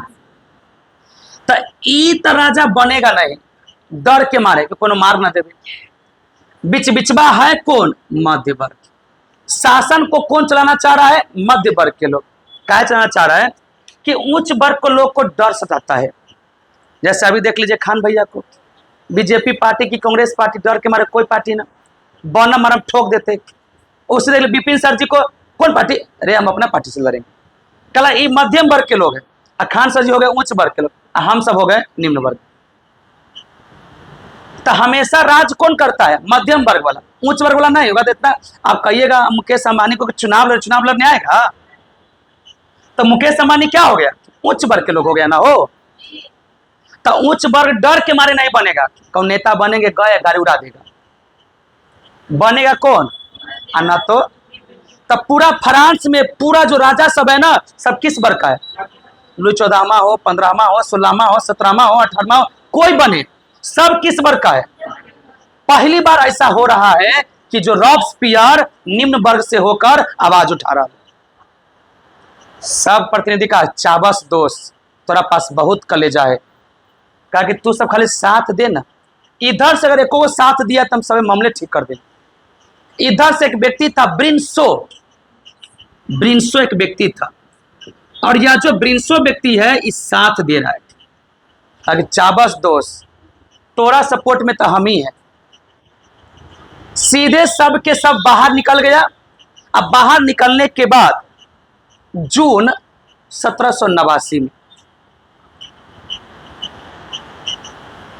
14 या 16 जून था, डेट लिखा होगा नोट्स में, एग्जैक्ट हमको याद नहीं, एग्जैक्ट मैंने है क्या, लेकिन जून है। जून 1789 में सब के सब बाहर निकला। 600 प्रतिनिधि पहुंचा। टेनिस का, क्रिकेट का, टेनिस का मैदान था। मैदान मतलब लैटिंग ना, मैदान मतलब ग्राउंड। गाँव मैदान, मैदान, बाप रे बाप, छिया छिया, रे बाप, ग्राउंड, ग्राउंड, दिस इज मैदान। जो टेनिस का ग्राउंड था, उस टेनिस के ग्राउंड में सब पहुंचा। अब पहुंचने के बाद आंदोलन कर दिया, और आंदोलन करने के बाद जो लुई 16वां था, लुई 16वां से पहले 14वां, 13वां, 12वां सबका एगो जेल था। जो जेल था ना, वो जेल था निरंकुश का प्रतीक, बोस्तिल का जेल, बास्तिल का जेल। बाप रे, इतना खतरनाक खतरनाक नाम है, क्या बताए। यह जो बास्तिल का जेल है, यह राजा का प्रतीक है कि राजा कितना कठोर है। 600 आदमी बाहर निकल है, कहा कि राजा का एक बात नहीं मानेंगे। कहा कथी होलो है? रे होलो ही है कि पादरी वाला फिर से टैक्स मांग लो हमने सबसे, जबकि सरकार है, तेरा पास 10 लिबरे का भले कर्जा है, 10 अरब लिबरे का भले कर्जा है, तो तू लोग बड़का आदमी से पैसा, तू एक तो 175 साल के बाद बैठक बुलाया। अब बैठक बुलाने के बाद भी तू करा गरीब से पैसा लेंगे। अरे पैसा लेना तो पादरी से लेना, पैसा बहुत है, ले पैसा लेना तो अमीर से लेना, गरीब से तू पैसा ले रहा है। कहानी का ट्विस्ट समझ में आ रहा है ना आप लोग को?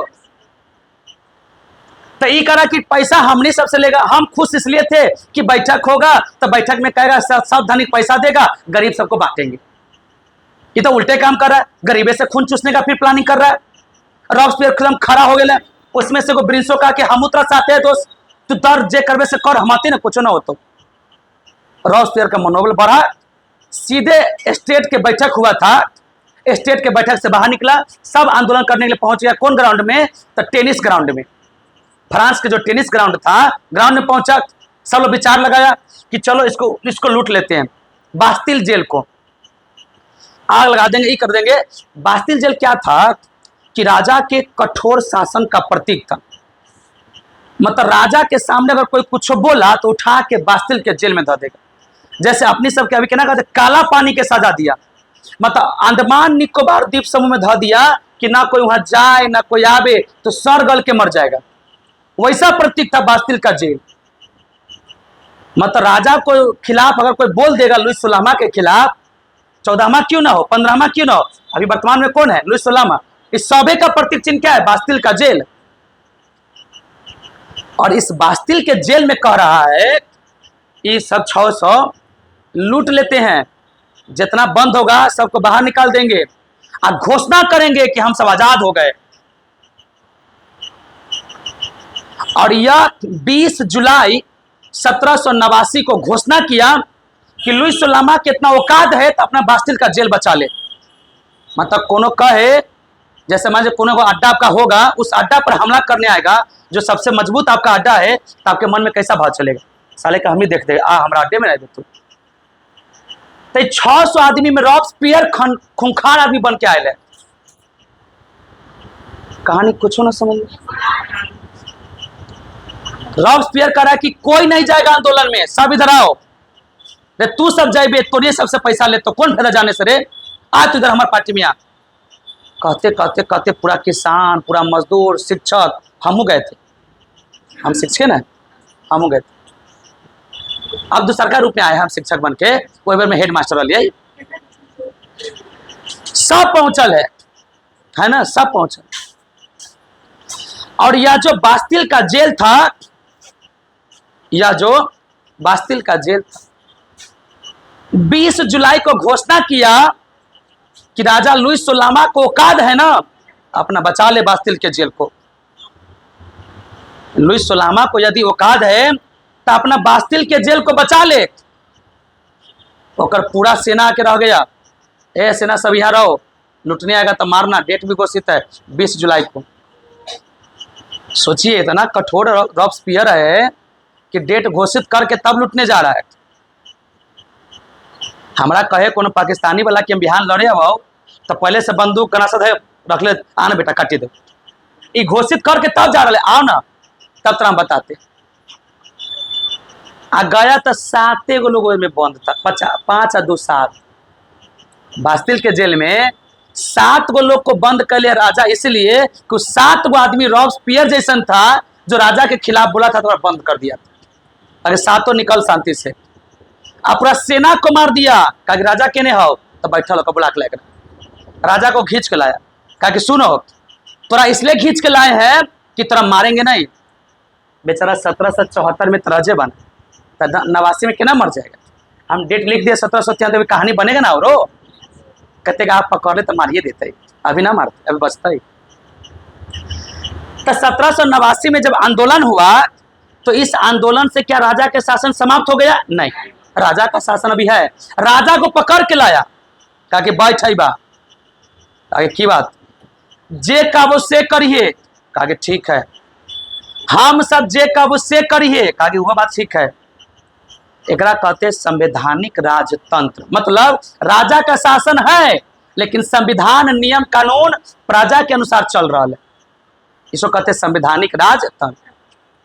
1789 से लेकर 92 ईस्वी तक राजा का शासन चला, 89 से लेकर 92। तो उसको हेडिंग ही लगवा देंगे हम लोग, संवैधानिक राजतंत्र। मतलब 89 में राजा को किडनैप किया, कहा कि तू कुछ बोलिए ना, कहा कि ठीक हो ना बोलबो, बोलबे तो काट देम सीधे, बोलिए ना तू। हम जे कहबो से तू खाली साइन करके पारित कर दिए, कहा कि खुश है, जे कहेगा से होगा। मैडम, कौन मैडम? मेरी आंटी आवे, मेरी आंटू आवे, समझ है ना। बेचारी उधर रो रहा है, अब क्या होगा, राजा गिरा गया है, बंदी बन गया, कौन सी होगा।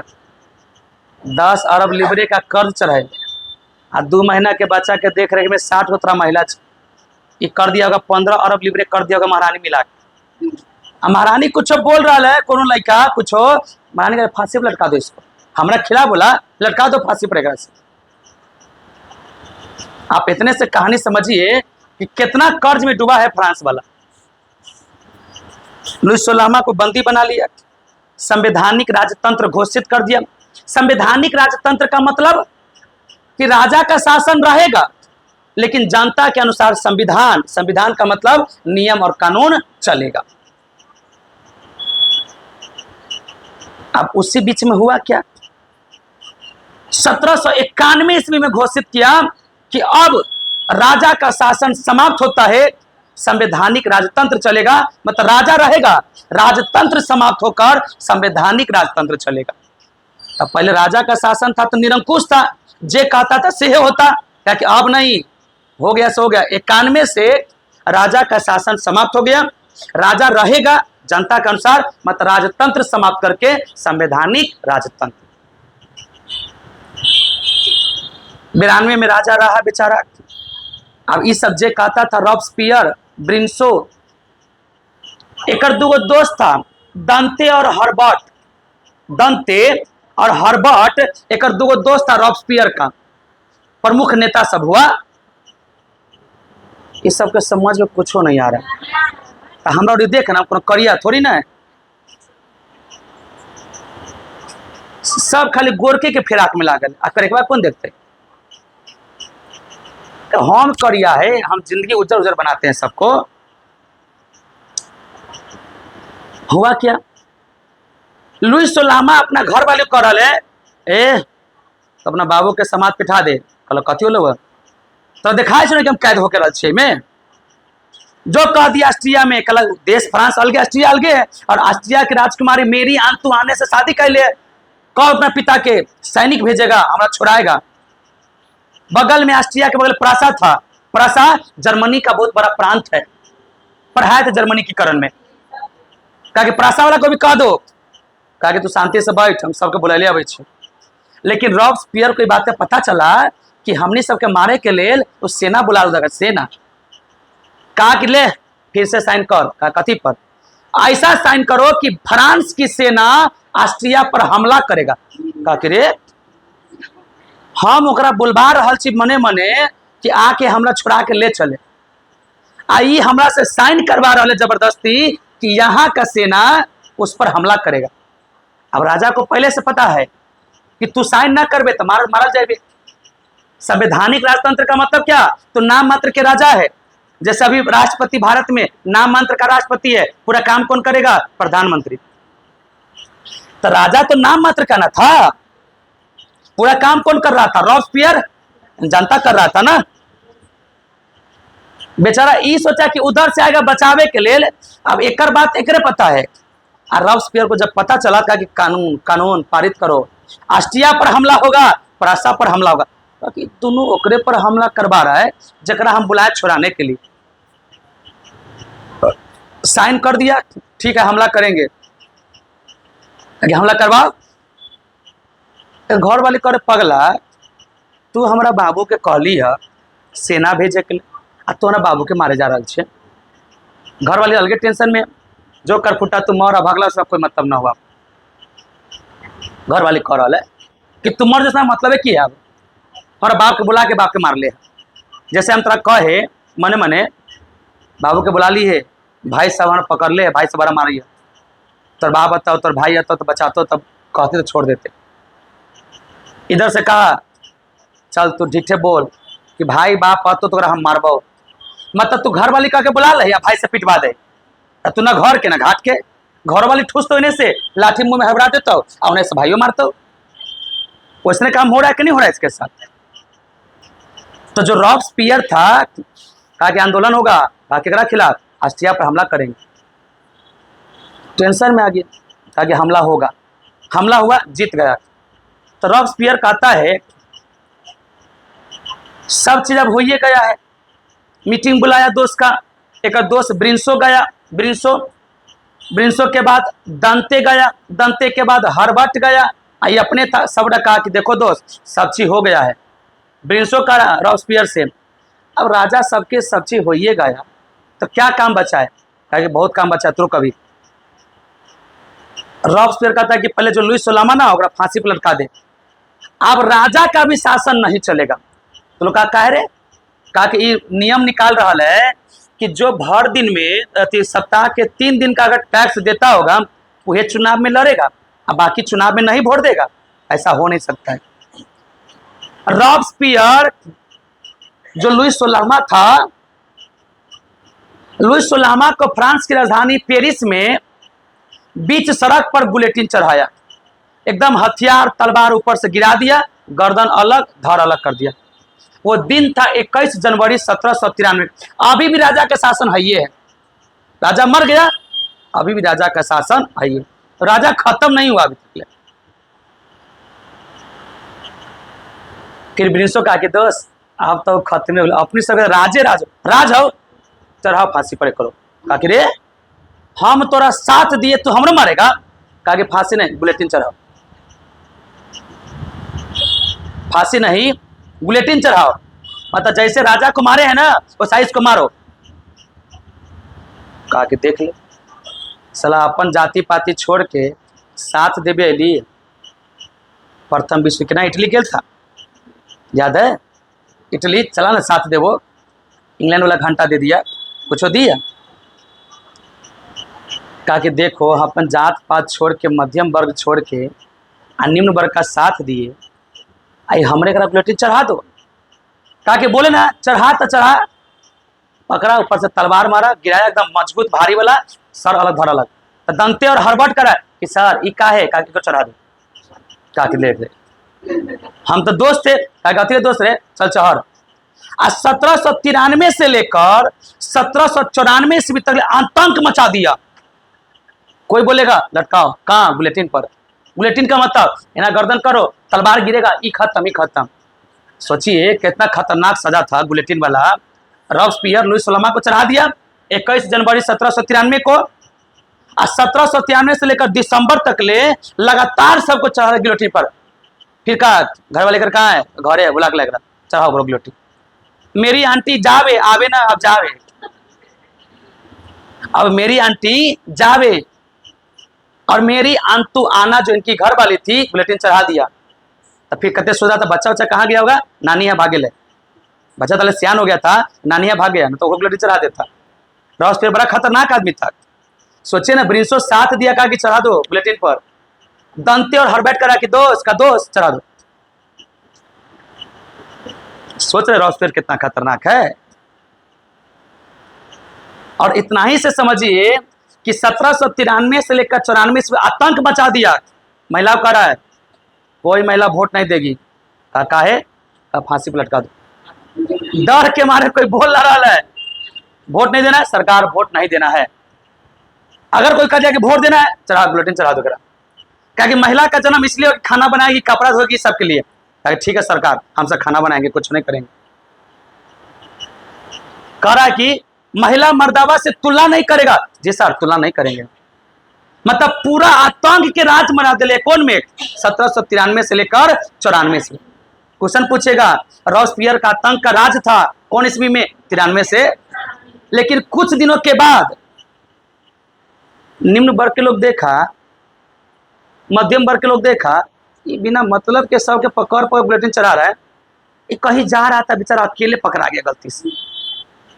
सब गोटा पकड़ के बंदी बनाया, कहा कि एक बुलेटिन चढ़ा दो। रॉबस्पियर को 1794 ईस्वी में बुलेटिन चढ़ा दिया। कहा कि बहुत तू बुलेटिन चढ़ाने का शौक था तोरा। तो अब फ्रांस का राजा कौन बनेगा? जब फ्रांस के राजा बुलेटिन चढ़ गया, कौन? रॉबस्पियर। ऐसे पहले लुई सोलमा 93 लुई सोलमा अपने मारा था, ये मारा था लुई सोलमा को, और 1 साल तक ले आतंक मचाया। इसलिए 1 साल पढ़ना पड़ता है इसके बारे में। ना तो हम कहते 1793 से 1815 तक ले आतंक का राजा था, ऐसा कहते। लेकिन 1 साल करेगा मतलब क्या? 1 साल में मर जाएगा। सब जनता गलती से पकड़ लिया। अब स्वाभाविक सी बात है, किसी का बेटा माई बहन मरेगा तो गुस्सा तो लहरबे ना करेगा। सर का है तो बुलेटिन चढ़ा दो। चल तुरंत चढ़ो जी बुलेटिन। कौन जी था? मार रहा था से जनता था। अब ना चढ़े तुरंत चढ़ा देता हो। रॉबस्पियर अगर कहा कि चढ़ाओ और तू ना चढ़ाएगा तुरंत चढ़ा देगा। तो रॉबस्पियर को 1794 ईस्वी में बुलेटिन पर चढ़ा। जब 1794 से बुलेटिन पर चढ़ा दिया रॉबस्पियर को, तो उस दौरान डायरेक्टरी का गठन किया गया। 5 गो डायरेक्टर बना, और 5 गो डायरेक्टर फ्रांस में जे कहता था सेहे होता था। डायरेक्टर क्या गो बना? 5। अब उसी दौरान उस डायरेक्टर के सेना के पद पर नियुक्त हुआ नेपोलियन बोनापार्ट। जिस नेपोलियन बोनापार्ट का जन्म हुआ 1769 में। गांधी जी का जन्म 1869, एक जन्म 1769, मतलब गांधी जी से 100 साल पहले बात की, पहले करे बात। 1769 में नेपोलियन बोनापार्ट का जन्म हुआ था। 1789 में क्रांति हुआ था। नेपोलियन बोनापार्ट 1769 ईस्वी में जन्म लिया। अब जब नेपोलियन बोनापार्ट 1769 ईस्वी जन्म लिया, 1794 ईस्वी में डायरेक्टर के सेना के रूप में नियुक्त हो रहा है। मात्र 22-23 साल का लड़का, जोड़ लीजिए 69 70 तो 24-25 साल का आदमी हुआ। सेना में आया और सेना में आके बातें बात में बगल का देश जीत लिया। डायरेक्टर महोदय का कितना खतरनाक आदमी है, 10 वर्ष से गया देश जीत के चला आया। चाबस तो और काम करो, तो सेना और देते हैं। कहा कि ठीक है और सेना दीजिए, और काम करते हैं। और काम करते करते लगभग 40 को देश को जीत लिया 3-4 साल के अंदर। और देश को जीतने के बाद यह सबको कह भी रहा है कि जो पादरी सब लगैले था टाइथ कर समाप्त कर दीजिए, जनता को जीने दीजिए, जनता से टैक्स न लीजिए। सब लोग एक बात मान रहे थे, नेपोलियन बोनापार्ट। उसी दिन हुआ क्या, एगो डायरेक्टर मर गया। जब एगो डायरेक्टर मर गया तो डॉक्टर का पद खाली हो गया। तब पूरा जनता कहने लगा कि डायरेक्टर के पद पर नेपोलियन बोनापार्ट की नियुक्ति हो, मतलब 5 को जो राजा है वो राजा में एगो राजा इहो बने। ताकि चाबस तो सब अच्छा काम कर रहा है, डायरेक्टर बनाओ हमरा। डायरेक्टर बना दिया नेपोलियन बोनापार्ट को। जब नेपोलियन बोनापार्ट को डायरेक्टर बना दिया तो यह नेपोलियन बोनापार्ट कहा कि देखिए ये 5 को है ना, इसमें से एगो हटाइए, बेकार लगता है। कहा बेकार है, हटा दे, हटा दो। क्या बच्चा 4 गो, ताकि हम राजा रहेंगे और तू तीनों हमारा पीछे रहना। ताकि रे पहले हम राजा तू पीछे, हम तू राजा हम पीछे। ताकि हाँ सही बात करे, विश्वास नहीं, जनता से पूछे। जनता कहा कि जी सर आप आगे, वो सब पीछे। जनता के वोट के मदद से राजा बना। 3 को अपना काउंसिल में धो लिया, आयोग को हटा दिया। 4 को से बेसी नहीं रहेगा। फिर बाद में कहा कि देखो ऐसा करो, 3 को हटाओ, ये सब बेकार का पैसा वैसा ले रहा है, हम अकेले काफी रहे। जनता कहा कि जी सर 40 देश जीते तो ना, ये तो आसानी से जीत लीजिएगा। 1805 ईस्वी में यह नेपोलियन बोनापार्ट युद्ध लड़ा था, उसे ऑस्टरलिट्ज का युद्ध कहा गया है ना। 1805 ईस्वी में यह युद्ध लड़ा था, उसे कौन सा युद्ध कहा गया, ऑस्टरलिट्ज का युद्ध कहा गया। कौन सा युद्ध कहा गया, ऑस्टरलिट्ज का युद्ध कहा गया। और यह जो 1805 ईस्वी में एक रुक जाए, थोड़ा सा पॉइंट छूट गया, हम बता देते हैं। 1799 ईस्वी में ये हेड बन गया, कौन, नेपोलियन बोनापार्ट। और 1799 ईस्वी में जब हेड बना, मतलब सबको हटा दिया, तो 1804 ईस्वी में नेपोलियन कोड लाया। कौन, नेपोलियन बोनापार्ट। इसका जन्म कब हुआ है, 1769 में। जन्म कब हुआ है, 1700। और 1769 में जन्म कहाँ हुआ है, कोर्सिका द्वीप पर या आजासियो में। कोर्सिका द्वीप के आजासियो में, है ना। कोर्सिका द्वीप के आजासियो में। द्वीप पूछेगा तो कोर्सिका, और जगह पूछेगा तो आजासियो। चाची गयो, ये आ गए। चाची मतलब मेरी आंटी आवे, बाकी सब सोबे। ये सब बातें बात पर नींद मार दे। अभी आंटी वाला बात हो गलो, अच्छा मेरी आंटी आवे, बातें बात पर नींद मार दे। आज तक गुलनाज आये तो वो नींद मार देती। ये तीनों सहेली एकदम लाइन से कोना कानी बैठला। एगो तू मारी ताले हम देखते रहो सब्जी के ताके ना धकारी। फिर हम तू देखे सब्जी को ताके ना हमरा, हम तो सबके देख रहा है। अब पहला बार ऐसा हुआ कि दो मार दिले एक टन, हम देखे लिए, मतलब कहो ना सोते थे एकदम गौर से बच्चा सुला के। भोरे हमको जगह कि जगह नहीं जानबूझ के, चला पढ़ते पढ़ते लेट हो गया, तो बहुत लेट हो गया, तो पढ़ते पढ़ते भोरे ना आँख खोले तो आँख खोल ही नहीं रहा था। फिर आँख खोले, फिर नहीं खोला, पहले मोबाइल धरा दे बंद। अब आँखवा खोलेगा तब ना खोलेंगे। अब कम देर सुतेंगे, को पागल वागल हो गया तो ब्याह नहीं होगा, है कि ना है।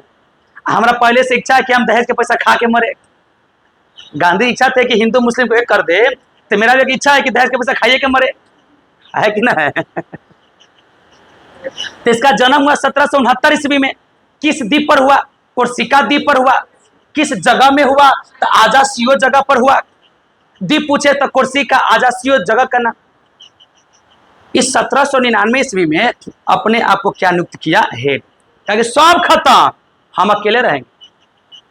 और 1804 ईस्वी में 5 गो बात कहा जिसे नेपोलियन कोड कहा गया, और इसी को कहते नेपोलियन संहिता भी कहते। 5 गो बात कौन कौन बोला? यह जो पहला बात बोला कौन? नेपोलियन बोनापार्ट, कि किसी को विशेषाधिकार नहीं है।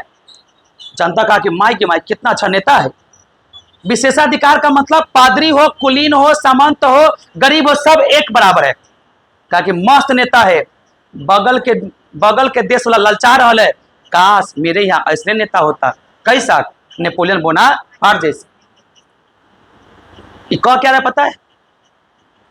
कि विशेषाधिकार किसी को नहीं है। पहले था ना विशेषाधिकार, सब समाप्त करो। नेपोलियन कोड का पहला बात। दूसरा, सामंतों को कोई भी शक्ति नहीं मिलेगा। मतलब पहले जो अमीर था इसको शक्ति मिलता था, इसको कोई शक्ति प्रदान अब नहीं। तीसरा बात, बुजुर्ग वर्ग यानी मध्यम वर्ग के लोग ही कानून बनाएगा। मतलब कि जो निम्न वर्ग के लोग कानून बनाता था ना, अब निम्न वर्ग के, रॉबस्पियर किस जाति से था? रॉबस्पियर निम्न वर्ग से था। तो कहियो तो जिंदगी में पैसा देख लेना था। जैसे उच्च वर्ग वाला पैसा है, कोई बात नहीं, आम बात है। निम्न वर्ग वाला पैसा है, गांव में आग लगा देंगे। बिहार ने कोई जूता होता क्यों लगा, आग लगाने की बात करेगा? का है तो ये बात जिंदगी पैसा देख लेना है। जैसे हम ही निम्न वर्ग का है, हम बात जिंदगी पैसा तो देख लेना है। हमारा को पैसा आ गया 50 लाख, 50 लाख गांव में बोलबे मुंह पर मार पर पैसा से। लेकिन कहीं मुकेश अंबानी 50 लाख, आम बात है, खोपचा में था दो। ठीक, तो निम्न वर्ग वाला तो कोई देख ले नहीं था। तो कहा कि निम्न वर्ग का राजा बनेगा तो फिर गलती हो जाएगा। कौन बनेगा? मध्यम वर्ग वाला। तो पहला बात क्या कहा? बात नहीं कीजिए, खाली मेरा बात सुनिए। अभी बाप रे बाप, एको क्वेश्चन छूट जाएगा, आपका नौकरी खट जाएगा। फिर हमला गाली देने से क्या फायदा? पहला बात कहा कि किसी को विशेषाधिकार प्राप्त नहीं है, सामंतों को कोई पावर नहीं दिया जाएगा, मतलब अमीर को कोई पावर। लेकिन नेता बनेगा ना, वो नेता बनेगा मध्यम वर्ग से, निम्न वर्ग से। उच्च वाला डरे नहीं बनता था। मध्यम वर्ग से इसलिए कि सब चीज तंगा तंगा देख ले है। मध्यम वर्ग वाला सब चीज तंगा तंगा देख ले रहता है। आप लोग किस वर्ग में है? निम्न वर्ग में। मध्यम वर्ग में है ये ना है, पैसा है लेकिन घर में कुर्सी ना है, कुर्सी है तो बैठे जगह ना है, तो हमसे निम्न वर्ग में। लाख भाई साबुन ना, मिट्टी से धो लेंगे। यहां तक लोग बाथरूम से आता है तो कथी से, तो एगो कीड़ा कौड़ा लगले है हाथ में, एगो और माटी से धोएंगे। क्या लगी? पैसा ना है साबुन का। तो हमसे निम्न वर्ग में ना है। मध्यम वर्ग वाला पैसा रहेगा, साबुन डिटॉल से धोएंगे, हाथ खाली एक के बारी, हटाओ डिटॉल। पैसा ना है तो कर्जो लेकर धो लेंगे। निम्न वर्ग वाला पैसा है चाइना से मतलब ना है, भूये में बैठेंगे। तो अपने सब निम्न वर्ग में ना है। तो वह कह रहा है कि नेपोलियन बोनापार्ट बउआ रे, निम्न वर्ग के आदमी को बनाएगा, आतंक मचा देगा।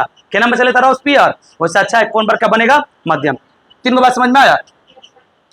महिला को मर्दावा के अधीन काम करना है, मतलब महिला को उड़ने की आवश्यकता नहीं है। कौन कह रहा है? Napoleon Bonaparte. मतलब महिला इसलिए जन्म ली है कि मर्दावा के अंदर में काम करे। अंदर मतलब घर अंदर पेट में घुस के ना, मतलब अधीन में काम करे। श्रमिकों को किसी भी तरह का शक्ति नहीं दिया जाए। मतलब कि श्रमिक है, मजदूर है, इसको पावर दीजिएगा ना तो पावर का गलत यूज करेगा। ये 5 को बात बताई से नेपोलियन कोड कहा गया। क्वेश्चन पूछेगा नेपोलियन कोड क्या वो था? 5 गो। कौन दिया? नेपोलियन बोनापार्ट दिया। कब दिया? 1804 में दिया। इसे क्या कहा गया? नेपोलियन संहिता कहा गया। ये तो अपने आप को हेड बन गया 1799 में। ना समझ में? हेड कब बना? नेपोलियन कोड कब दिया?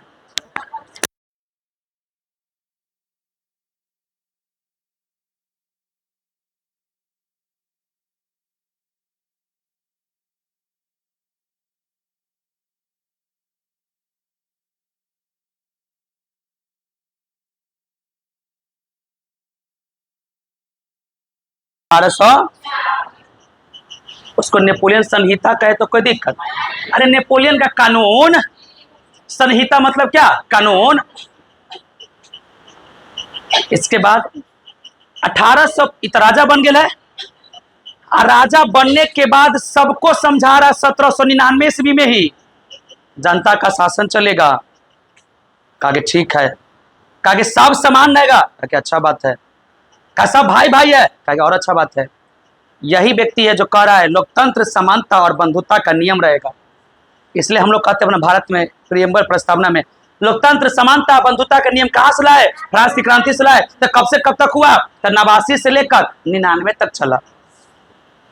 1789 से लेकर 99 तक चला ना। तब 99 कहा कि हेड है। अरे भैया कुछ तो समझ, सब बात हम ही समझाए, कुछ तो इनडायरेक्ट रूप से समझ जाए। इना कहते हैं तो कोनो दारू लेके आता, कोनो पानी के समझता जरूर है। अब दारू लाता अपना दारू पहुंचा देता है, पानी अरे बुआ रे अच्छा पानी ले लेंगे, कर देखिए ऐसा सरफ लेके दे दिया है। तो कुछ तो इनडायरेक्ट रूप से समझिए कि 1799 अगर राजा बन रहा है, वो भी कैसा राजा? लोकतंत्र स्थापित करने वाला, जनता का शासन चलेगा, कोई राजा नहीं बनेगा। ये कौन समझा रहा है? एक मतलब फ्रांस की क्रांति 1789 से 99 तक चला होगा क्या? और 1804 में नेपोलियन कोड आ गया। ओकरा बाद क्या हुआ? 1805 में बेचारा युद्ध लड़ा। और 1805 में जो युद्ध लड़ा, अब ऐसा नहीं कि मास्टर तोरो याद ना है, एगो दो पॉइंट ना याद है, कभी कहते हैं ऑस्टरलिट्ज का युद्ध कहते हैं। नाम ही बड़ा खतरनाक है ना। उस युद्ध का नाम क्या है? ऑस्टरलिट्ज का युद्ध कहते हैं। ऑस्टरलिट्ज का युद्ध कब हुआ? 1805 में। कौन लड़ रहा है? Napoleon Bonaparte. और केकरा से लड़ रहा है? तो रूस से और ऑस्ट्रिया से लड़ रहा है। रूस और ऑस्ट्रिया से लड़ रहा है और इसे प्रेसबर्ग की संधि के तहत समाप्त कर दिया। रूस और ऑस्ट्रिया से लड़ा कौन? Napoleon Bonaparte. और इसे किस संधि से तहत समाप्त किया? प्रेसबर्ग। प्रेसबर्ग के संधि के तहत इसको क्या कर दिया? समाप्त। क्वेश्चन पूछेगा नेपोलियन बोनापार्ट 1804 में नेपोलियन कोड देने के बाद पहला युद्ध कौन लड़ा? 1805 में ऑस्टरलिट्ज का। और ऑस्टरलिट्ज का युद्ध हुआ था, ये किसके खिलाफ हुआ था? एक तरफ से रूस और ऑस्ट्रिया था और एक तरफ से नेपोलियन बोनापार्ट था। नेपोलियन बोनापार्ट इतना आसान है, 40 गो देश के जीत के बैठल था। सेना काफी मजबूत था, खूबे मारा कहा कि चलो प्रेसबर्ग की संधि हुआ, दोनों कहा कि हम माफी मांगते हैं, कहा कि ठीक है जाओ। रूस ऑस्ट्रिया को बकस दिया। फिर 1805 में ट्रफलर का युद्ध लड़ा था। जब ट्रफलर का युद्ध लड़ा तो यह जो ट्रफलर का युद्ध लड़ा था यह इंग्लैंड से लड़ा था। यह जो ट्रफलर का युद्ध लड़ा था 1805 में, यह ट्रफलर का युद्ध किसके साथ लड़ा? तो यह इंग्लैंड के साथ लड़ा और इसमें नेपोलियन बोनापार्ट बेचारा हार गया। इसमें नेपोलियन बोनापार्ट हार। हम बोले ना इंग्लैंड बड़ा मजबूत देश है। कैसे? तो इस समुद्र के चारों तरफ से सेना धैले, अंदर में 50 को, उधर 50,000 घुस ना केने से घुस, समुद्र के किनारे बैठे मार के फुला देते। एक समय की था अंदर में 50,000, समुद्र के किनारे 50 को, ये सब हार जाता था। नेपोलियन बोनापार्ट जब इंग्लैंड को जब गया युद्ध लड़ने के लिए 1805 में, युद्ध का नाम क्या है? ट्रफलर का युद्ध। और इस युद्ध का नाम क्या है? ऑस्टरलिट्ज का युद्ध। और इसको किस संधि के तहत? प्रेसबर्ग की संधि के तहत। ना बोलेगा तो बुलाएगा बाद में। ऑस्टरलिट्ज का युद्ध हुआ था, ऑस्टरलिट्ज का युद्ध हुआ था और किस संधि के तहत? ट्रफलर का जो युद्ध हुआ इंग्लैंड के साथ, उसमें नेपोलियन बोनापार्ट हार गया। जनता का कोई बात नहीं है, अरे आप महान है, 40-50 को देश को जीते तो ना, एक जगह हार गए तो क्या हो गया? जनता 84 दे रहा है। क्या करा? Napoleon Bonaparte. फिर ताव में आया और फिर ताव में आने के बाद 1807 में फिनलैंड के साथ युद्ध लड़ा, है ना। किसके साथ लड़ा? फिनलैंड के साथ युद्ध लड़ा और इस युद्ध में पराजय हुई तथा रूस ने टिप्लिस के संधि के तहत फिनलैंड के साथ, फिनलैंड में युद्ध लड़ा 1807 में। ये कौन युद्ध लड़ रहा है? और इसमें फिर से रूस से हार गया। रूस हारा, नेपोलियन बोनापार्ट नहीं। एक बार तो हार लेता उस ऑस्ट्रिच के युद्ध में, फिर से रूस क्या किया? हार गया। फिर से रूस क्या किया? हार गया। जब रूस यहां पर ही हार गया तो अब इंग्लैंड और रूस आपस में समझौता कर रहा है कि ऐसे काम नहीं चले, अगर ऐसे युद्ध लड़ते रहेंगे तो सबको मारते रहेगा। कौन? नेपोलियन बोना। रूस वाला को समझाया कि सुनिए, इतनी बड़का रूस है, मान लीजिए कि इतनी बड़का रूस है, यहाँ पर ही क्या है इंग्लैंड, यहाँ पर एक चैनल है इंग्लिश चैनल, वहीं पर एक नीचे में कौन हो जाएगा फ्रांस। इंग्लैंड और फ्रांस एक दूसरे से इंग्लिश चैनल से अलग, और यहाँ पर ही फ्रांस के नेपोलियन बोनापार्ट दर के एकरा पराक्रमण कर रहा था, दर के एकरा पराक्रमण कर रहा है कौन यहाँ फ्रांस के अभिराजा नेपोलियन बोनापार्ट।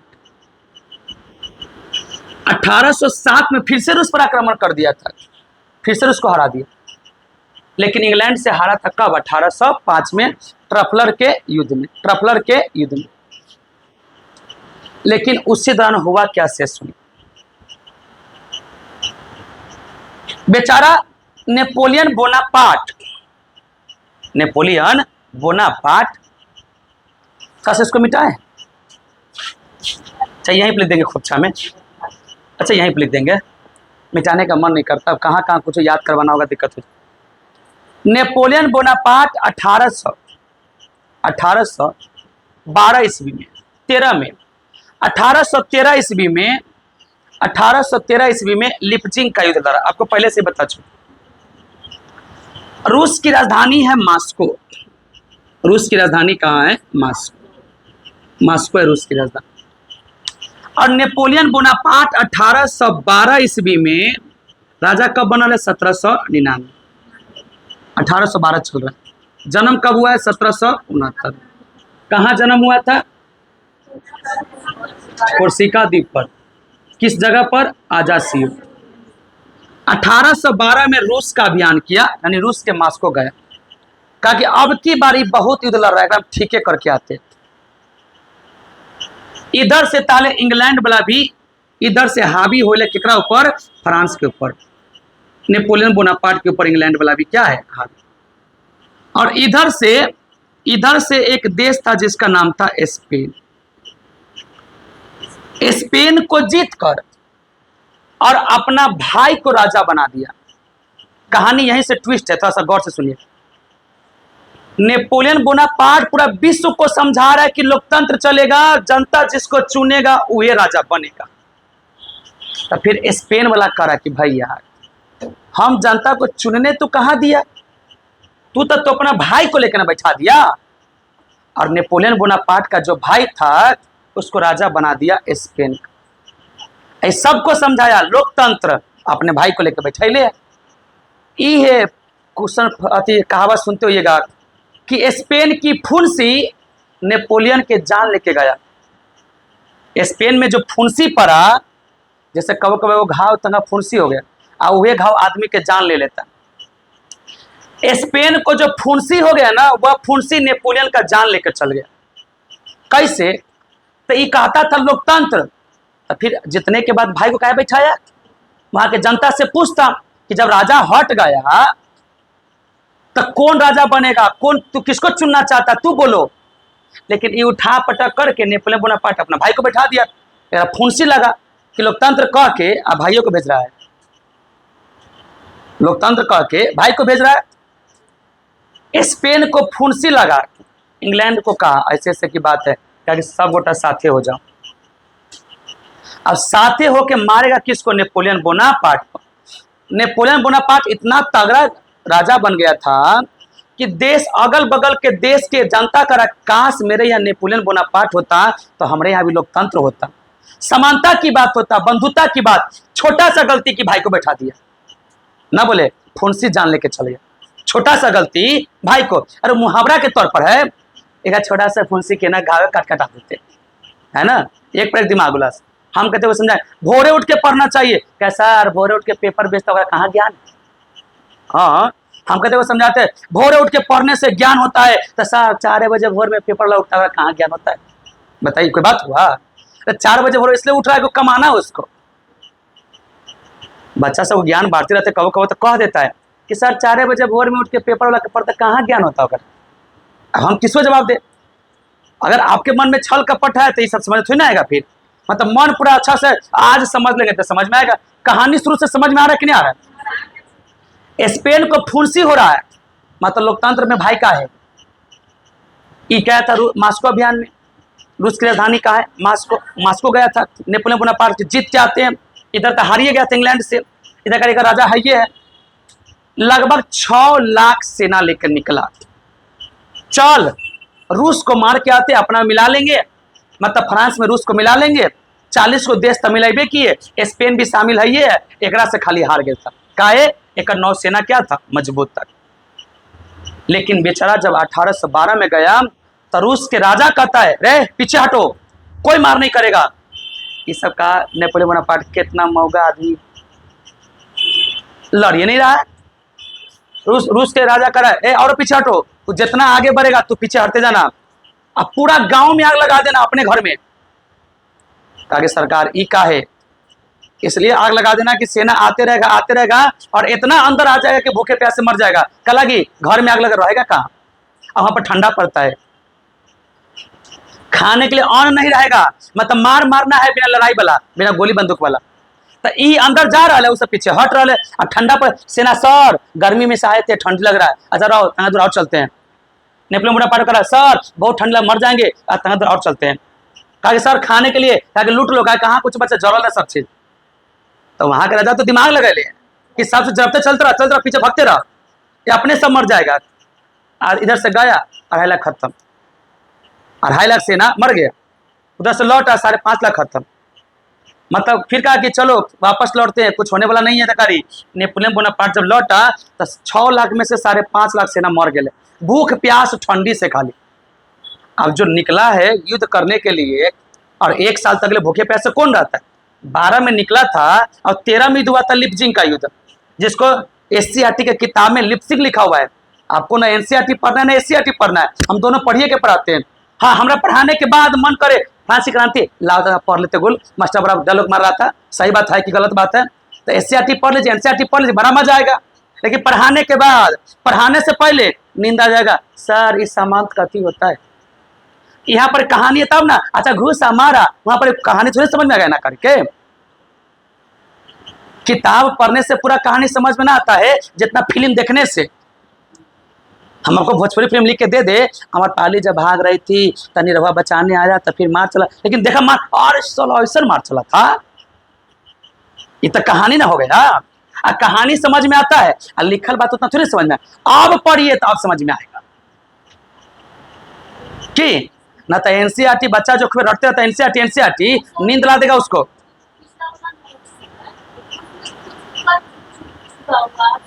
तो नया बात सब दे रहा है, सब जोड़ के दे रहा है, पूरा जोड़ दे के थोक में समझ खत्म। आई के बाद एक क्वेश्चन पढ़ना है ना, एक से 50 क्वेश्चन दे, खाली क्वेश्चन कर लेना बस, हो गया बात कर। 1812 में सेना गया है रूस के अभियान पे, और 1813 में यही रूस के साथ युद्ध हो रहा है, जिस युद्ध का नाम है लिप्जिंग का युद्ध, और इसी को कहते हैं लिप्सिंग का युद्ध, है ना। एससीईआरटी में लिप्सिंग लिखा हुआ है ना, लिप्सिंग लिखा हुआ है 1813 में। तो हम तो कह सकते कि हार गया नेपोलियन बोनापार्ट। अरे सेना 5.5 लाख मर गया, सब चीज खत्म हो गया, 50,000 सेना लेके आ रहा है। इधर से इंग्लैंड है, कहा कि ओ माय गॉड इंग्लैंड वाला है, इधर से स्पेन वाला, तो तक कहा लोकतंत्र रहेगा। तो भाई का है, इहो गुस्साइल है, इहो गुस्साइल है, इहो गुस्साइल है, एक पकड़ के भेज दिया एल्बा द्वीप पर, है ना। नेपोलियन बोनापार्ट को पकड़ के 1813 ईस्वी में कहाँ भेज दिया? तो एल्बा द्वीप पर भेज दिया। सबसे पहला प्रश्न हम आपसे पूछते हैं कि यह जो एल्बा द्वीप है, एल्बा द्वीप है, हमर राजा जी दिन में न बोले कि रतिया में चौमिन खोजे,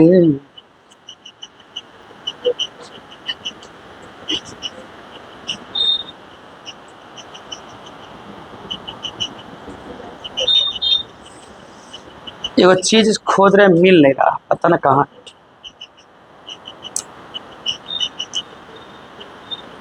अच्छा हम घरे देखते हैं तो फिर बताते हैं।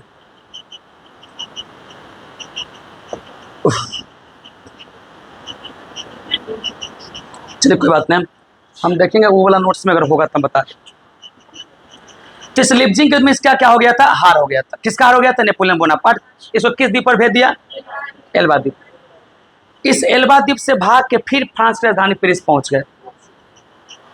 कहा कि सरकार आप सब जेना कहिएगा वैसने करेंगे, आप हम मारपीट नहीं करेंगे। रूस फ्रांस ये सब जो भी है ना, आप लोग जे कहिएगा से करेंगे, इंग्लैंड जे कहेगा से करें, हम मारापीट नहीं करेंगे। अब बेचारा नेपोलियन बोनापार्ट के इतना फॉलोवर है फ्रांस में कि मार देता तो जनता विद्रोह कर देता कि हमरा राजा को मारा है। वैसा राजा जो लोकतंत्र की बात करता था, वैसा राजा जो समाजवादी समानता की बात करता था, वैसा राजा जो बंधुता की बात करता था, तो मार भी तो नहीं सकता था। एक कहा कि ठीक है आज जो शांति से बैठिए, कहा कि ठीक है शांति से बैठेंगे। आया कहता विद्रोह करेंगे, कहा विद्रोह करेंगे, फिर पकड़ो करा। और 1815 में फिर विद्रोह किया, और वह विद्रोह हुआ था वाटरलू का युद्ध, है ना। अब यह जो वाटरलू का युद्ध हुआ था 1815 में, इस युद्ध में नेपोलियन बोनापार्ट को फिर से पकड़ा। जगह का नाम, वहां पर युद्ध हुआ था, उसका नाम वाटरलू। प्लासी क्या है, जगह का नाम है, युद्ध हुआ था प्लासी का युद्ध। तो वाटरलू का युद्ध हुआ, उस युद्ध में फिर से हारा नेपोलियन बोनापार्ट। जब नेपोलियन बोनापार्ट जब हार गया तो कहा कि चल अब यहां पर ना, अब और दूर, और सेंट हेलेना द्वीप पर भेज दिया। और सेंट हेलेना द्वीप पर जब गया तो बेचारा नेपोलियन बोनापार्ट 1821 में इसकी क्या हो गई, मृत्यु। जो 1769 में जन्म लिया, 52-53 साल के मर्द को मरना कितना खराब बात है। और ऊपर से जो लोकतंत्र की बात कर रहा है, समानता की बात कर रहा है, बंधुता की बात, ऐसा भी नहीं मारा, जबरदस्ती इसको जहर खिया के मार दिया, मर। काहे तो राजा का शासन स्थापित। और जब 1815 ईस्वी में मारा तो अगल बगल के जितना देश था, जैसे ऑस्ट्रिया हो गया, रूस हो गया, इंग्लैंड हो गया, फ्रांस का भी राजा जो पहले राजा था बुर्बोन, उस सबको बुलाया, जल्दी जल्दी जल्दी जल्दी क्या कहती हो, क्या सम्मेलन करते हैं। और वही ऑस्ट्रिया की राजधानी वियना में 1815 में सम्मेलन हुआ, जिससे वियना सम्मेलन कहते हैं। ऑस्ट्रिया के राजा था मेटरनिक। मेटरनिक सबको बोला कि जो नेपोलियन बोनापार्ट लोकतंत्र का रहा था ना, इसको खत्म करो, राजतंत्र स्थापित करो। मतलब 1815 में जब सेंट हेलेना द्वीप पर इसको भेज दिया, तो उस समय फ्रांस में जो बुर्बो वंश था, बुर्बो वंश, वो करता शासन खत्म कर दिया था ये नेपोलियन बोनापार्ट। तो फिर कहा राजा को कि तू आ, कहा कि नारे बेटा 16वां हमारे पापा था, वह बुलेटिन चढ़ा दिया था, 17वां डर के मारे नहीं बना, 18वां कहा कि हम पोता है, हम लड़ लेंगे, कोई दिक्कत नहीं है। 18वां 1815 ईस्वी में फ्रांस में पुनः बुर्बो वंश स्थापित हुआ, जो पहले से चल रहा था, और फिर से राजा बना लुई 18वां, 17वां डर के मारे नहीं बना। तो कहानी का ट्विस्ट थोड़ा सा यहां से फिर से समझाते हैं। कहेगा सर जी कितना ट्विस्ट कर रहे हैं। 1815 में इसको कहां भेज दिया, सेंट हेलेना द्वीप पर। तो इधर करी से फ्रांस बोला है राजा, इधर से इंग्लैंड, इधर से कौन, रूस, इधर से कौन, ऑस्ट्रिया। और यही ऑस्ट्रिया के राजा है मेटरनिक। ऑस्ट्रिया के राजा का नाम क्या है, मेटरनिक। और इसकी राजधानी कहाँ है, वियना। और इसी वियना में 1815 में सम्मेलन बुलाया, जिसे क्या कहा गया, वियना सम्मेलन। और इस बुलाया कौन, फ्रांस के नेपोलियन बोनापार्ट को सेंट हेलेना द्वीप पर भेज दिले। यहाँ में जो बुर्बो वंश का शासन चल रहा था पहले, जो लुई 16वां का नेपोलियन बोनापार्ट से पहले रॉबस्पियर गिलोटिन चढ़ा दिया था, तो फिर कहा उस वंश को, आई बेट फिर तो यहाँ राजा बना देबो, इस सम्मेलन में आवे ना, सम्मेलन में आवे ना, इधर से इहो गया, इधर से इहो गया, इधर से इहो गया, सबका। अब आई के बाद आज से क्या होगा कि लोकतंत्र नहीं, फिर से राजतंत्र चलेगा। फिर से क्या चलेगा, राजतंत्र चलेगा। और यही वियना में सम्मेलन हुआ मेटरनिक के द्वारा। और पुनः फ्रांस में जो बेचारा नेपोलियन बोनापार्ट लोकतंत्र का बीजारोपण कर रहा था, पुनः इसमें वही बुर्बो वंश, वही लुई 16वां का बेटा 17वां डर के मारे नहीं बना, लुई 18वां बने। तो क्वेश्चन पूछेगा, नेपोलियन बोनापार्ट को जब 1815 ईस्वी में भेज दिया गया सेंट हेलेना द्वीप पर, तब फ्रांस में किस राजा का शासन आया, लुई 18वां का। वियना सम्मेलन के बाद फ्रांस में पुनः किस वंश का स्थापना हुआ, बुर्बो वंश का। पहले से चल रहा था, वही वंश फिर से बना। लेकिन लुई 16वां के बेटा 17वां डर के मारे नहीं बना कि हमारा बाप के बुलेटिन चढ़ाइले। 18वां का कि बाप ना, बाबा टेंशन मत ले, पोता जमींदार है, से मार देवे। तब पोता बना, लेकिन बेटा डर के मारे नहीं बना। तो क्वेश्चन पूछेगा कि जब सेंट हेलेना द्वीप पर नेपोलियन बोनापार्ट को भेज दिया गया तो उसके बाद क्या हुआ, तब वियना सम्मेलन हुआ। कौन बुलाया, ऑस्ट्रिया वाला। काहे बुलाया, तो ऑस्ट्रिया वाला को भी बड़ी मार लेता नेपोलियन। कहा कि चल यहाँ पर राजा के शासन नहीं, जनता के शासन।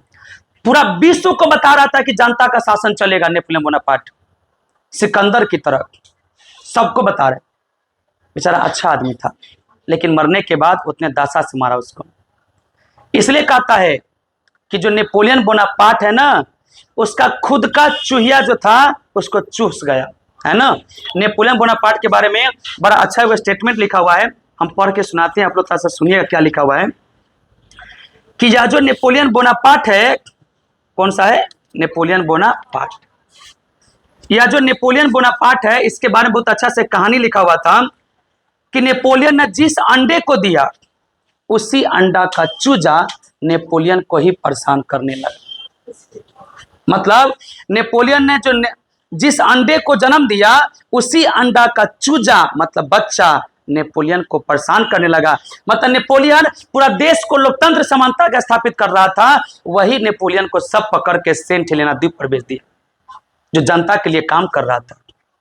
और 1815 में वियना सम्मेलन हुआ। इस वियना सम्मेलन को बुलाया कौन था, मेटरनिक। मेटरनिक कौन था, ऑस्ट्रिया का चांसलर था, ऑस्ट्रेलिया का नहीं, ऑस्ट्रिया का। मैट्रिक का भी प्रश्न है, वियना सम्मेलन कब हुआ, 1815 में। कौन बुलाया, मेटरनिक बुलाया। यही मेटरनिक कहता था फ्रांस को सर्दी लगेगा तो यूरोप छीकेगा, ये मेटरनिक कहता है किस देश का, ऑस्ट्रिया का। ये कह रहा फ्रांस को सर्दी लगेगा ना यूरोप छीकेगा। मतलब जैसा कानून फ्रांस से बनता था वैसा पूरा महादेश में बनता था। जैसे इंडिया को सर्दी लगा पूरा एशिया छीका, मतलब जैसा कानून इंडिया में वैसे पाकिस्तान, अफगानिस्तान, नेपाल, भूटान, चीन सब में है। मतलब इंडिया को सर्दी तो एशिया छीका, मतलब फ्रांस को सर्दी तो यूरोप छीका। कौन कह रहा है, मेटरनिक। और इसके बाद था ही क्या, फ्रांस में लुई बुर्बो वंश चला, लुई 18वां शासक बना। लुई 18वां के बाद 1824 में लुई 18वां की मृत्यु हो गई। 21 में नेपोलियन बोनापार्ट और 24 में कौन, लुई 18वां। तो उसके बाद वहां के राजा 1830 ईस्वी में चार्ल्स दसम बना। और चार्ल्स दसम का जो प्रधानमंत्री था पोलिग्नेक, है ना, चार्ल्स दसम का प्रधानमंत्री था पोलिग्नेक। इन्होंने गरीबों के लिए कोई काम नहीं किया। फ्रांस की जनता का नेपोलियन ठीक था, इको लेके दे दिया चार्ल्स दसम को। तो जैसन खेती कैला उसने ना पैबा। नेपोलियन बोनापार्ट कहा लोकतंत्र रहेगा तो दुख हो रहा था। तो लुई बुर्बो वंश के शासक जब लुई 18वां मर गया तो वहां पर ही आर्लीहेंस वंश की स्थापना चार्ल्स दसम के राजा बना था। और चार्ल्स दसम का प्रधानमंत्री था पोलिग्नेक। इन लोगों ने गरीब के लिए कोई काम नहीं किया। चार्ल्स दसम कहता है हम राजा है, हमरा से डरेगा नहीं जनता।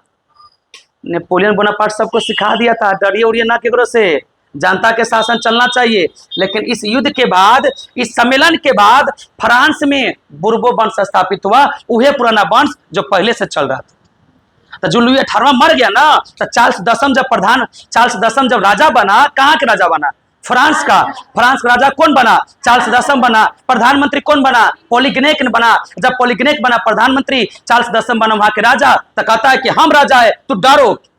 जनता कहा कि डरो, हम डरने वाले हैं। फिर विद्रोह हुआ। मेटरनिक पहले से कह रहा है टेंशन मत लो, सर्दी लगेगा यूरोप छीकेगा। जनता कुछ बोलेगा, जनता विद्रोह कर देगा। लेकिन चार्ल्स दसम इस बात को समझा नहीं। फिर जनता ने विद्रोह किया। चार्ल्स दसम यहाँ से भाग इंग्लैंड चला गया, ताकि माई के माई यहाँ की जनता बड़ा खतरनाक है, हम न अभी यहाँ कहाँ, फ्रांस में। फिर राजा वहां के बना लुई फिलिप। और जब राजा लुई फिलिप बना तो अपना प्रधानमंत्री गिजो को बनाया। और 30 से लेकर 48 ईस्वी तक फ्रांस में शासन किया। और खाली जमींदार सबके साथ रहता था। गरीब का काम नहीं करेंगे। गरीब कहा कि दोस्त काम नहीं करेगा, नहीं करेंगे। गिजो करा कुछ नहीं होगा, करा कुछ नहीं होगा, जनता विद्रोह करेंगे। फिर जनता विद्रोह किया। फिर लुई फिलिप और प्रधानमंत्री गिजो इंग्लैंड भागे। तब फ्रांस की जनता कहता है 1848 में आज के बाद एक भी राजा का शासन नहीं चलेगा। 1848 ईस्वी से फ्रांस में लोकतंत्र स्थापित हो गया, राजा के शासन को समाप्त किया। तो जो राजा के शासन चल रहा था उसको लुई 16वां को मारने के बाद नेपोलियन बोनापार्ट पूरा विश्व को लोकतंत्र सिखा रहा था, लेकिन लोकतंत्र कोई नहीं सीखा। नेपोलियन बोनापार्ट के मरने के बाद फिर फ्रांस में क्या आ गया, राजा के शासन आ गया।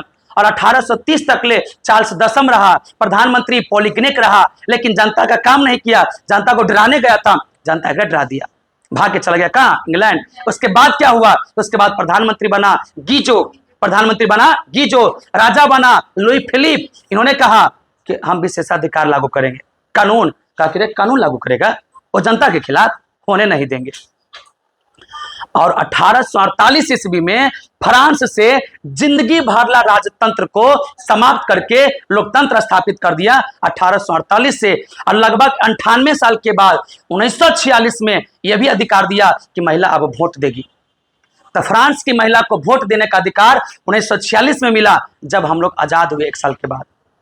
47 में आजाद हुए और 46 में इसको क्या मिला था, यह था फ्रांसीसी क्रांति। अब एक बार मन करे देखने का, 32% देख लीजिए। रिकॉर्ड हो रहा है कि बंद हो गया, लेकिन बैटरी पूरा खत्म हो गया, हम जानते हैं ना, कम हो गया है।